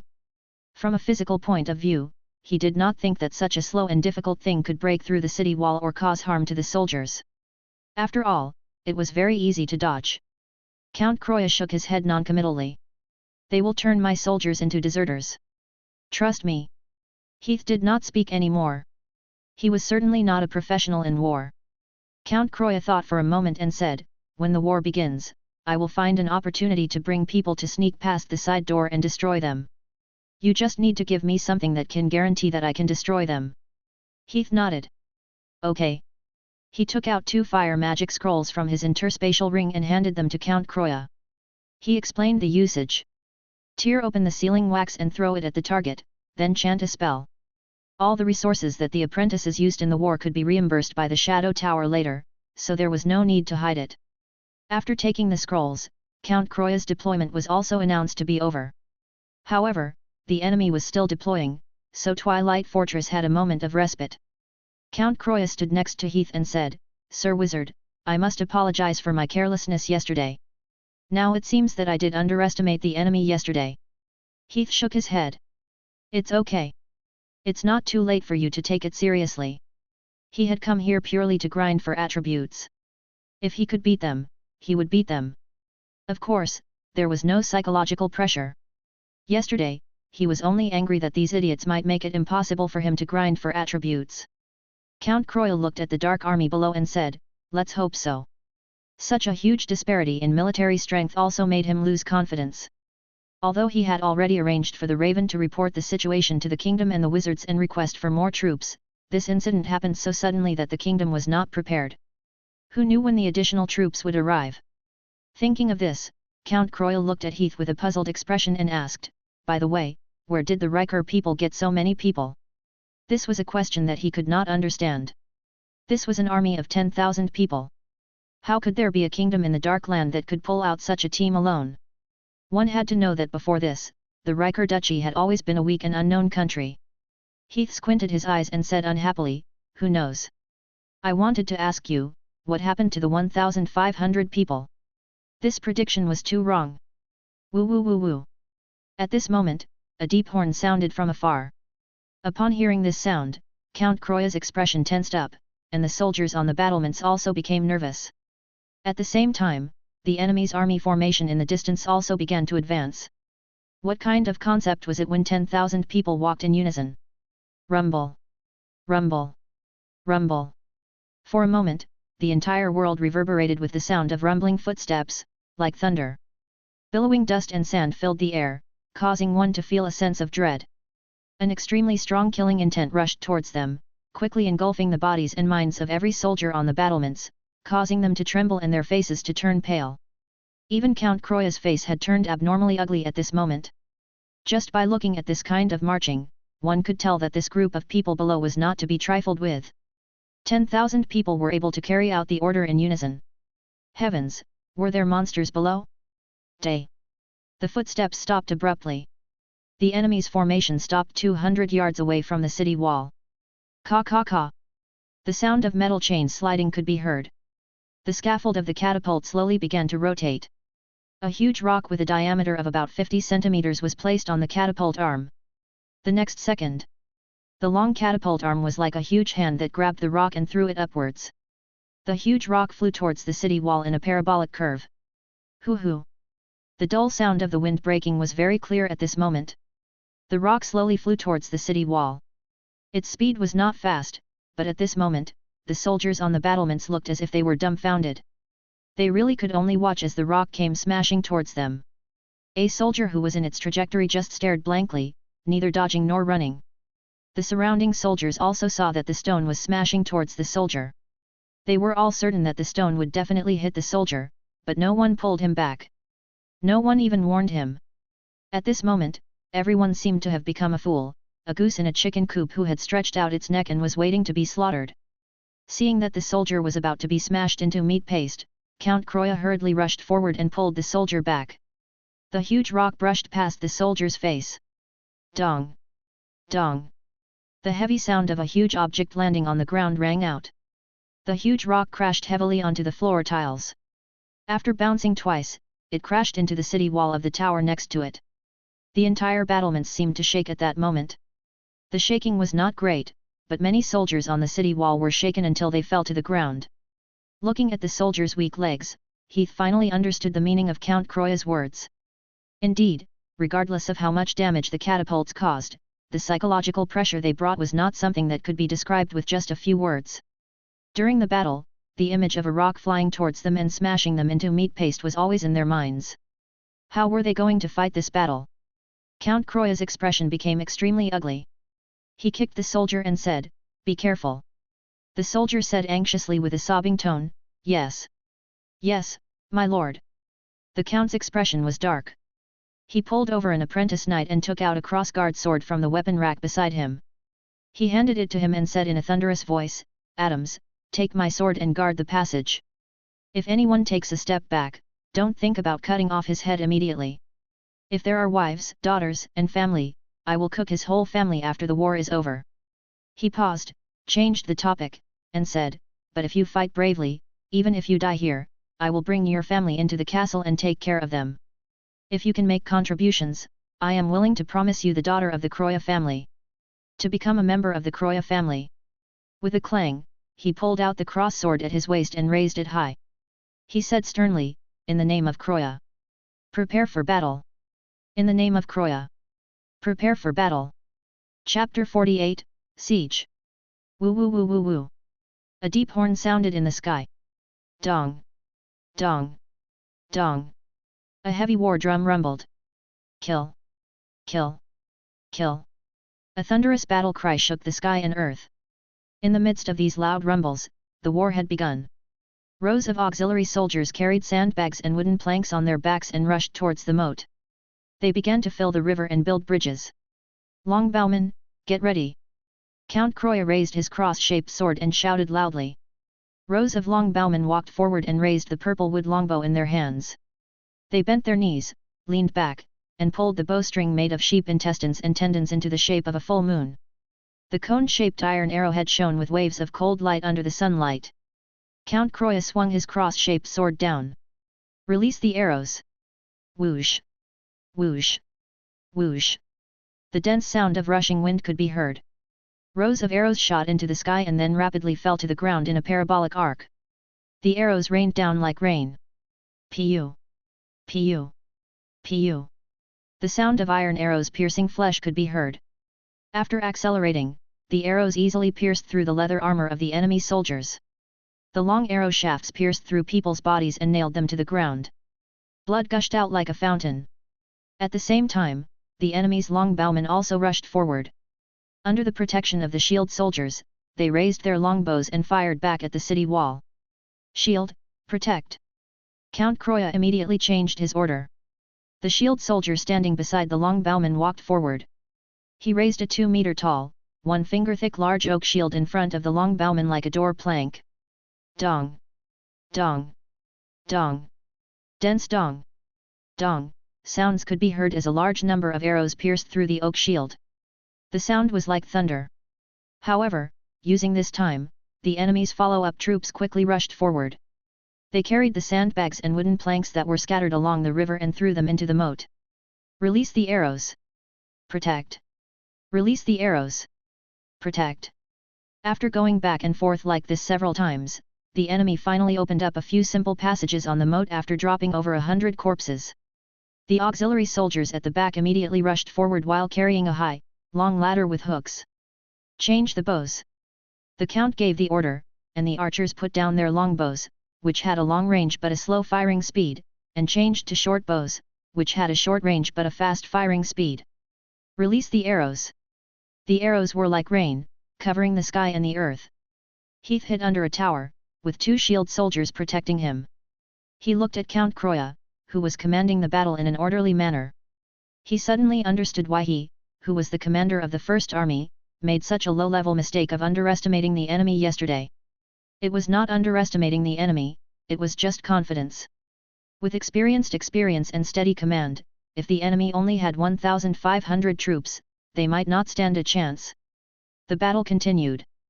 Even though Count Croya had tried his best to defend, the enemy's numbers were simply too many. Moreover, it was as if they did not care about their lives. When they charged, they did not even turn their heads. After dropping hundreds of corpses, the hanging ladder was finally hung on the city wall. The curved hook stuck firmly on the bricks of the main battlements. Charge! Kill! The shouts of killing were like thunder. Under the protection of the shields, the combat units surged towards the city wall like a tide. They climbed up the hanging ladder and climbed up the city wall in groups. Count Croya calmly said, "Longbowmen, retreat. The rest of you, draw your swords and form a formation. Get ready for battle. Draw your swords, form a formation." The clanging sound of metal interweaving rang out continuously. One after another, bright cross swords were raised into the sky. The silver-white radiance reflected by the bright sun shone brightly on the entire city wall. The might was overbearing. The next moment, there was a paw sound. A heavy hand pressed against the grey brick of the battlements, and a man in green leather jumped up to the battlements. The silver-white glow of the crossblade indicated the man's identity. Knights. Pa pa pa pa pa. A series of crisp sounds followed. One by one the figure jumped over the wall and soon drew a long line at the edge of it. Through the helmet and mask, one could vaguely see the cold and merciless eyes below, like a killing machine. The leading knight walked forward while raising his crossguard sword with both hands. At the same time, the soldiers on the city wall also raised their crossguard swords under the leadership of their own teams of knights. Kill! The cold and murderous shouts exploded. The two streams of people rushed at each other and crashed into each other. Ding! Ding! Ding! Pu! Pu! Pu! Ah! Ah! The sound of metal colliding, the sound of sharp blades cutting through flesh, and the screams of pain rang out continuously. The millstone of war was operating at a high speed under the push of the Grim Reaper. Dex!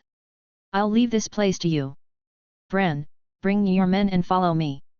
After knocking over a soldier with a sword, Count Croya wiped the blood from his face and led a group of soldiers down the city wall. The battle on the city wall continued. Hiding under the arrow tower at the side, Heath observed the soldiers who had rushed up the city wall and frowned. For some reason, he felt that there was something wrong with these soldiers. He said to the two soldiers who were guarding him tightly, "You two go and help the others.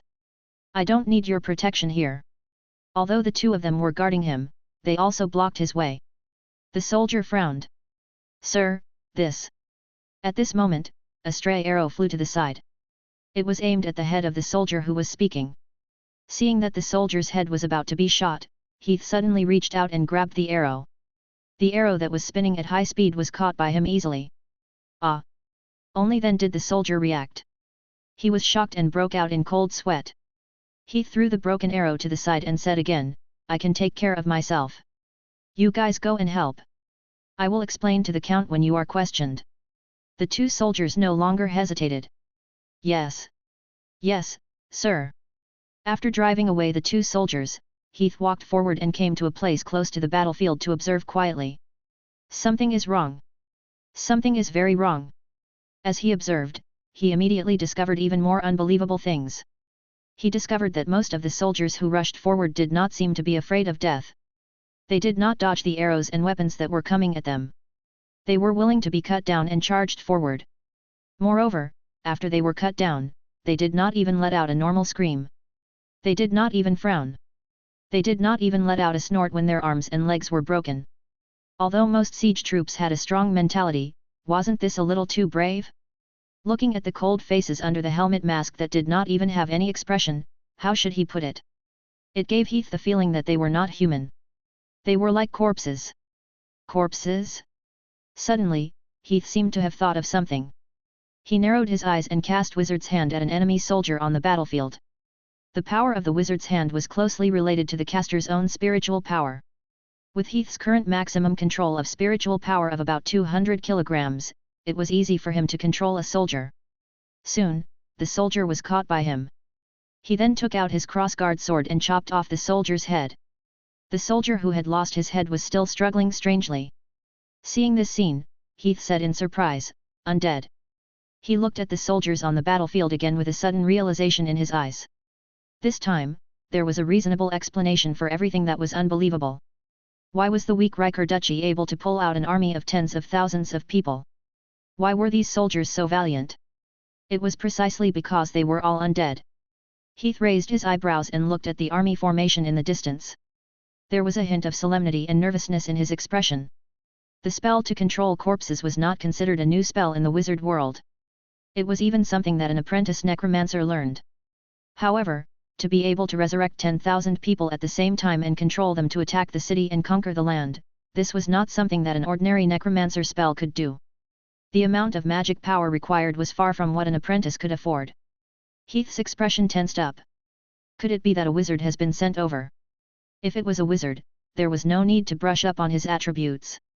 It would not be enough to run as fast as possible. However, thinking about it, he felt that something was not right. Wizards were not cabbages.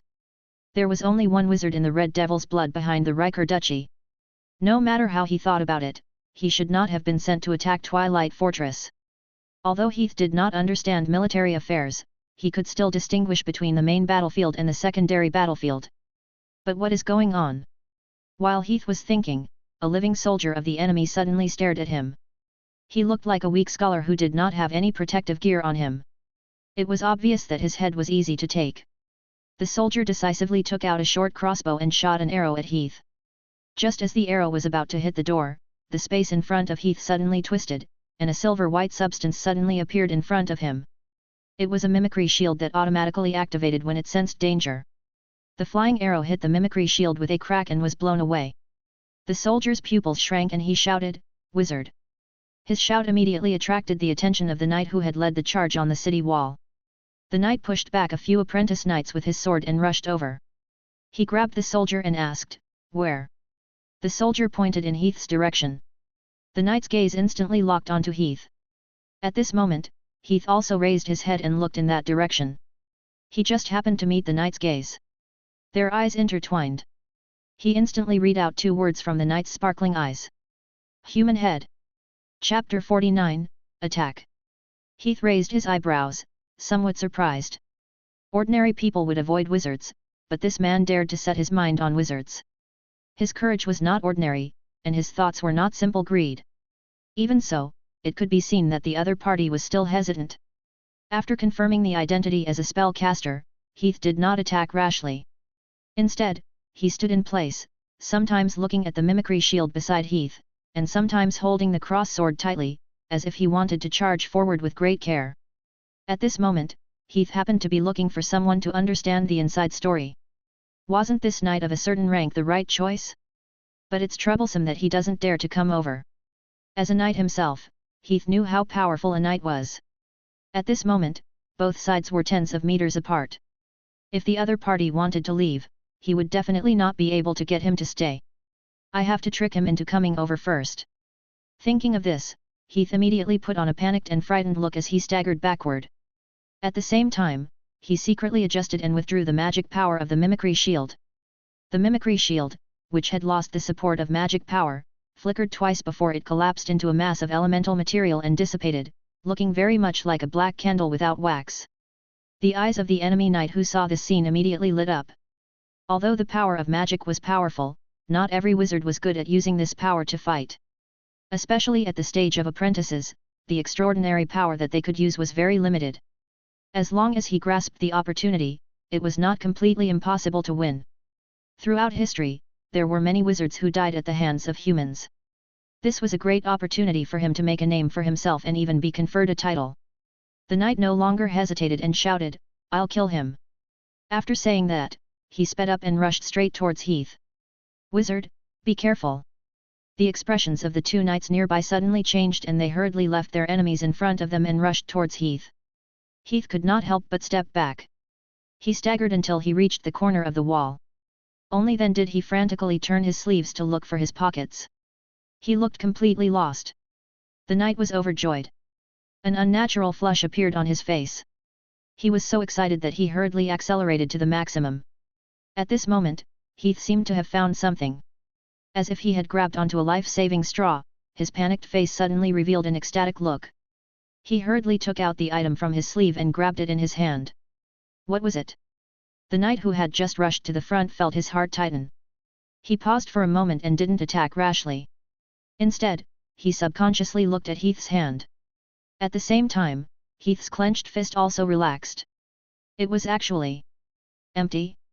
Looking at the smooth palm that had nothing, the knight was stunned. Then, he heard Heath say, "Are you surprised? Are you very surprised?" There was a hint of mockery in his words. As he spoke, Heath took a step forward. Although it was only a small step, the knight felt an unprecedented danger approaching him. It was as if the person standing in front of him was not a weak wizard, but a ferocious man-eating beast. At the same time, an extremely strong aura suddenly erupted from Heath's body. With him as the center, it even formed a cyclone that could be seen by the naked eye. Knight. The enemy knight was shocked. Before he could react, a cross-shaped sword on the ground was swept up into the air by the cyclone. Heath stretched out his right hand, grabbed the cross-shaped sword, and slashed at the knight in front of him. Whoosh! Whoosh! A cold wind-breaking sound was heard, and the cross-shaped sword seemed to have split the wind. The enemy knight was shocked, and he hurriedly raised the cross-shaped sword above his head. In the next second, the two cross-shaped swords collided in the air. Clang! A violent sound of metal colliding exploded. The enemy knight felt as if a mountain was pressing down from above. Under the pressure of this overwhelming force, he was instantly pressed down to his knees on the floor with a paw sound, and the bricks under his knees shattered into pieces. The knight was greatly shocked. His previous greed was gone, and there was only one thought in his mind. Run! However, before he could stand up, a cold cry sounded again. Heath kicked out like lightning and hit the knight's chest. Crack! Crack! The sound of bones breaking was heard. The knight bent his body into a shrimp shape. He was kicked up and flew backward with blood spurting out. At the same time, Heath raised his left hand up and then quickly slashed downwards. Clang! Clang! The sound of metal interweaving exploded. A few cross-guard swords scattered on the ground shot into the sky like arrows, chasing after the knight. Just as the knight crashed to the ground, the cross-guard swords fell down, stabbing into his hands, legs, and shoulders respectively. Pft! Pft! Pft! Pft! For a moment, there was a loud pft, and the knight was nailed to the floor. He stared at the knight with a pair of shocked and angry eyes mixed with a little grievance. Senior! Senior knight! After saying these words, he tilted his head and passed out. Although the description was long, in fact, it was only a few breaths since the knight rushed over and was nailed to the floor. The two knights who rushed over to rescue Heath widened their eyes and were so shocked that their jaws almost fell to the ground. The surrounding soldiers who saw this scene had similar expressions. In just a few seconds, a knight was beaten into a mess and nailed to the ground like a dead dog. Although everyone knew the power of magic before this, they still couldn't help but gasp when they saw such a terrifying scene. The enemy's leader was killed by the wizard. Everyone, kill! The wizard has made his move. Everyone, kill! Kill! Kill! Kill! In an instant, the morale of the defenders of Twilight Fortress was greatly boosted, and their attacks became fierce all of a sudden. On the contrary, the enemy troops who rushed up the battlements and were mixed in with the living fell into a state of panic. The psychological pressure of a wizard who could kill a knight in an instant was no less than that of the catapults whistling overhead. It was even greater than that.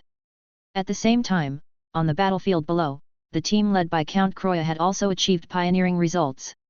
While the battle above was in full swing, Count Croya changed into the enemy's armor and led a small team out of the hidden side door to sneak into the enemy's camp. At this time, everyone's attention was focused on the battlefield on the battlements. No one had expected the commander-in-chief to do such a shocking thing. Unable to defend against it, Count Croya successfully touched a catapult nearby. The Count immediately took out the scroll that Heath had given him and threw it. By the time the enemy army reacted, the catapult had already burned into a ball of flame. Seeing this, the enemy commander hurriedly gathered the soldiers to guard the remaining catapult. Unexpectedly, in the face of the vigilant enemy army, not only did Count Croya not retreat, but he also continued to attack the second catapult. The powerful strength of the knights was fully displayed at this moment. Charging into the enemy's formation, Count Croya was like a sharp knife stabbing into tofu. Despite the enemy's layers of defense, Count Croya still managed to kill his way in. His goal was clear. He did not tangle with the enemy and went straight for the catapult. Faced with such a knight, the ordinary soldiers could not stop him at all, and he killed his way to the remaining catapult.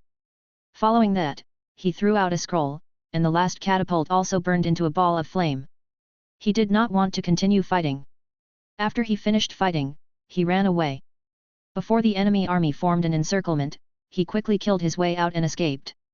This was the world where there was a huge difference in individual strength. Ordinary people could not do anything to war monsters like knights on the battlefield. As long as they were careful, they would be hard to kill. And because of this, knights became the ruling class of this world. Long live the Count! The Count is mighty! The cheers sounded like a tsunami. The morale of Twilight Fortress had reached its peak at this moment. Woo! Woo! Woo! At this moment, a long bugle call sounded from the enemy camp. The sound of the drums had also changed. This sounded like the bugle call of the retreating army. When they heard the sound, the enemy soldiers on the battlements started to retreat. A small portion of the soldiers used ladders, while the majority jumped down from the battlements. Before they left, they did not forget to throw the bodies of the fallen soldiers off the battlements. Seeing this, Heath immediately shouted, "Don't let them take the bodies away." The knights did not understand, but they still ordered the soldiers to stop the enemy from taking the corpses away. In the end, close to 100 corpses were left on the city wall, while the remaining enemy troops retreated like a tide. Ha ha ha! We won! We won! Let's go back to our homes! Heath stood in front of the city wall and looked at the retreating soldiers. His eyes were filled with confusion. Although they had taken the enemy by surprise, it was not enough to defeat them. Then, why did the enemy suddenly retreat? Chapter 50, Meeting. Cheers rang out from the battlements. On the other side, in the enemy camp, a few soldiers were lying on the ground.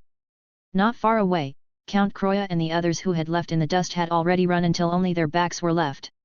The enemy knights who had just arrived grabbed a soldier and said, "Are you eating shit? You can let that bastard Croya run away just like that. The peasant women with the black bread are even better at fighting than you stupid pigs." At this moment, a figure walked over from not far away. It was a beautiful woman with a noble temperament. She looked very out of place in this army full of men. The knight quickly put down the soldier in his hand and walked over to salute, "Her Highness Trish." His attitude was very respectful. The knight said, "I'm very sorry, my good-for-nothings were unable to keep Croya." Trish shook her head, "It doesn't matter, leave it to the wizard. No one can escape from his magic.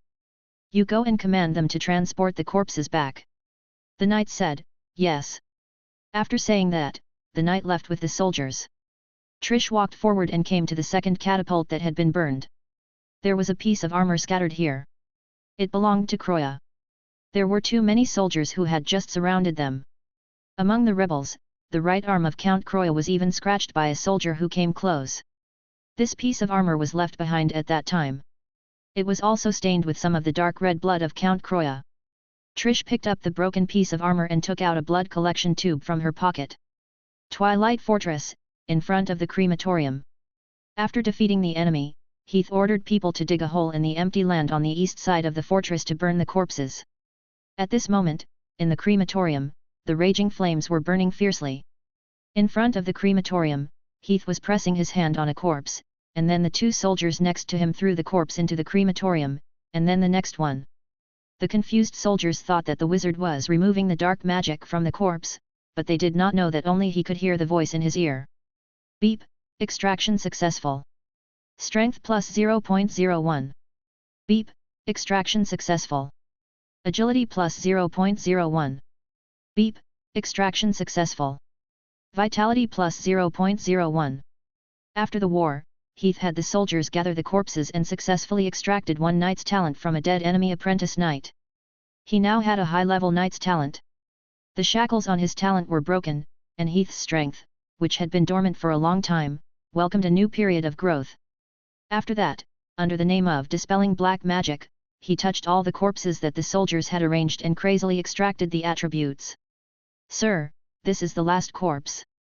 At this moment, the two soldiers who were in charge of collecting the corpses said. Heath was stunned, and then he realized that there was only one corpse left at his feet. He could not help but say in a somewhat disappointed manner, "Is this the last one?" "Yes. Yes, sir." The two soldiers' expressions were a little strange. Why did it feel like this wizard wanted more people to die? Heath realized that his tone was inappropriate, He quickly said seriously, don't leave anything out. If we don't remove the black magic and burn the bodies, they will wake up at any time. Maybe they will give us a fatal blow on the next battlefield. Seeing Heath's words, the two soldiers became serious. Then, we will go and check it again, sir. Heath nodded. Go. The two soldiers left together with a serious look on their faces. Strictly speaking, Heath was not lying to them. Most of the enemy soldiers' corpses were indeed surrounded by dark elements. Although he was not clear about the operation mechanism of this model, there was definitely a risk of being resurrected as an undead. After sending the soldiers away, Heath opened the system interface and looked at the list of attributes. Attributes: Strength 16.1, Agility 17.0, Vitality 15.3. Strength, Agility, Vitality. These three attributes almost all had an increase of 0.3. Among them, Agility, which had the highest growth rate, had broken through the 17-point mark. One must not underestimate this 0.3 increase. He was now a high-level knight, and the increase in attributes had become extremely difficult. If it was just through training, no matter how good his talent was, it would take at least half a year of hard training before it was possible. According to this efficiency, breaking through to the Grand Knight level is just around the corner. Heath touched his chin, feeling very satisfied. A knight's 3 dimensions average of 18 points could break through to the Grand Knight level. If he succeeded in breaking through, his attributes would have a significant increase, reaching another life level. Grand Knights were said to be powerful existences that even wizards would treat with respect. Sir Wizard. At this time, a soldier hurried over. Sir Count invites you to the meeting room. Got it. Heath stopped thinking and followed the soldier. On the way, he asked the soldier casually, what's the matter? The soldier said excitedly, I heard from Sir Count that it's the wizards. The letters from the wizards have arrived. Heath raised his eyebrows. They came to the meeting room of the fortress. In the stone room, there was a long round wooden table. At this moment, the table was full of people. It was the Count Croya and his knights. Seeing Heath come in, the Count Croya waved his hand and said, Sir Wizard, please come this way. When Heath walked over, the Count wanted to give up his seat. Seeing this, Heath quickly stopped him and said, Count, you don't have to do this. You are the main character on the battlefield. Heath was speaking from the bottom of his heart. He himself did not understand military command. If it was not for the Count's calm command and reasonable military deployment, they would have been defeated long ago. This was not surprising. Wizards did not learn this, and wizards basically did not understand this. Historically, military command in a war was handed over to the military commanders of the human race, including this time. Count Croya did not decline. He nodded and sat back on the chair, while Heath sat down beside him. The Count then turned his head and asked, Sir Wizard, those corpses? Heath said, they have been dealt with. The Count confirmed once again, they will not stand up against us again, right? Heath replied, they have been burned to ashes. The Count finally heaved a sigh of relief. He said with lingering fear, I didn't expect the Rikers to be able to summon such an army of the dead. We miscalculated. Heath was non-committal. We were the ones who miscalculated. After coming down from the battlements, Heath tortured the captured knight and asked about the origins of the undead army. It was a high-level apprentice with an official wizard gear. This was completely out of the Shadow Tower's judgment. After a pause, he asked, I just heard from the soldiers that the wizards have replied. Is that so? The main reason why the wizards loved the ravens was that they flew very fast. Hearing Heath's question, the knights in the meeting room also focused their eyes on it. Everyone had just arrived in the meeting room, so they were not clear about the wizard's reply.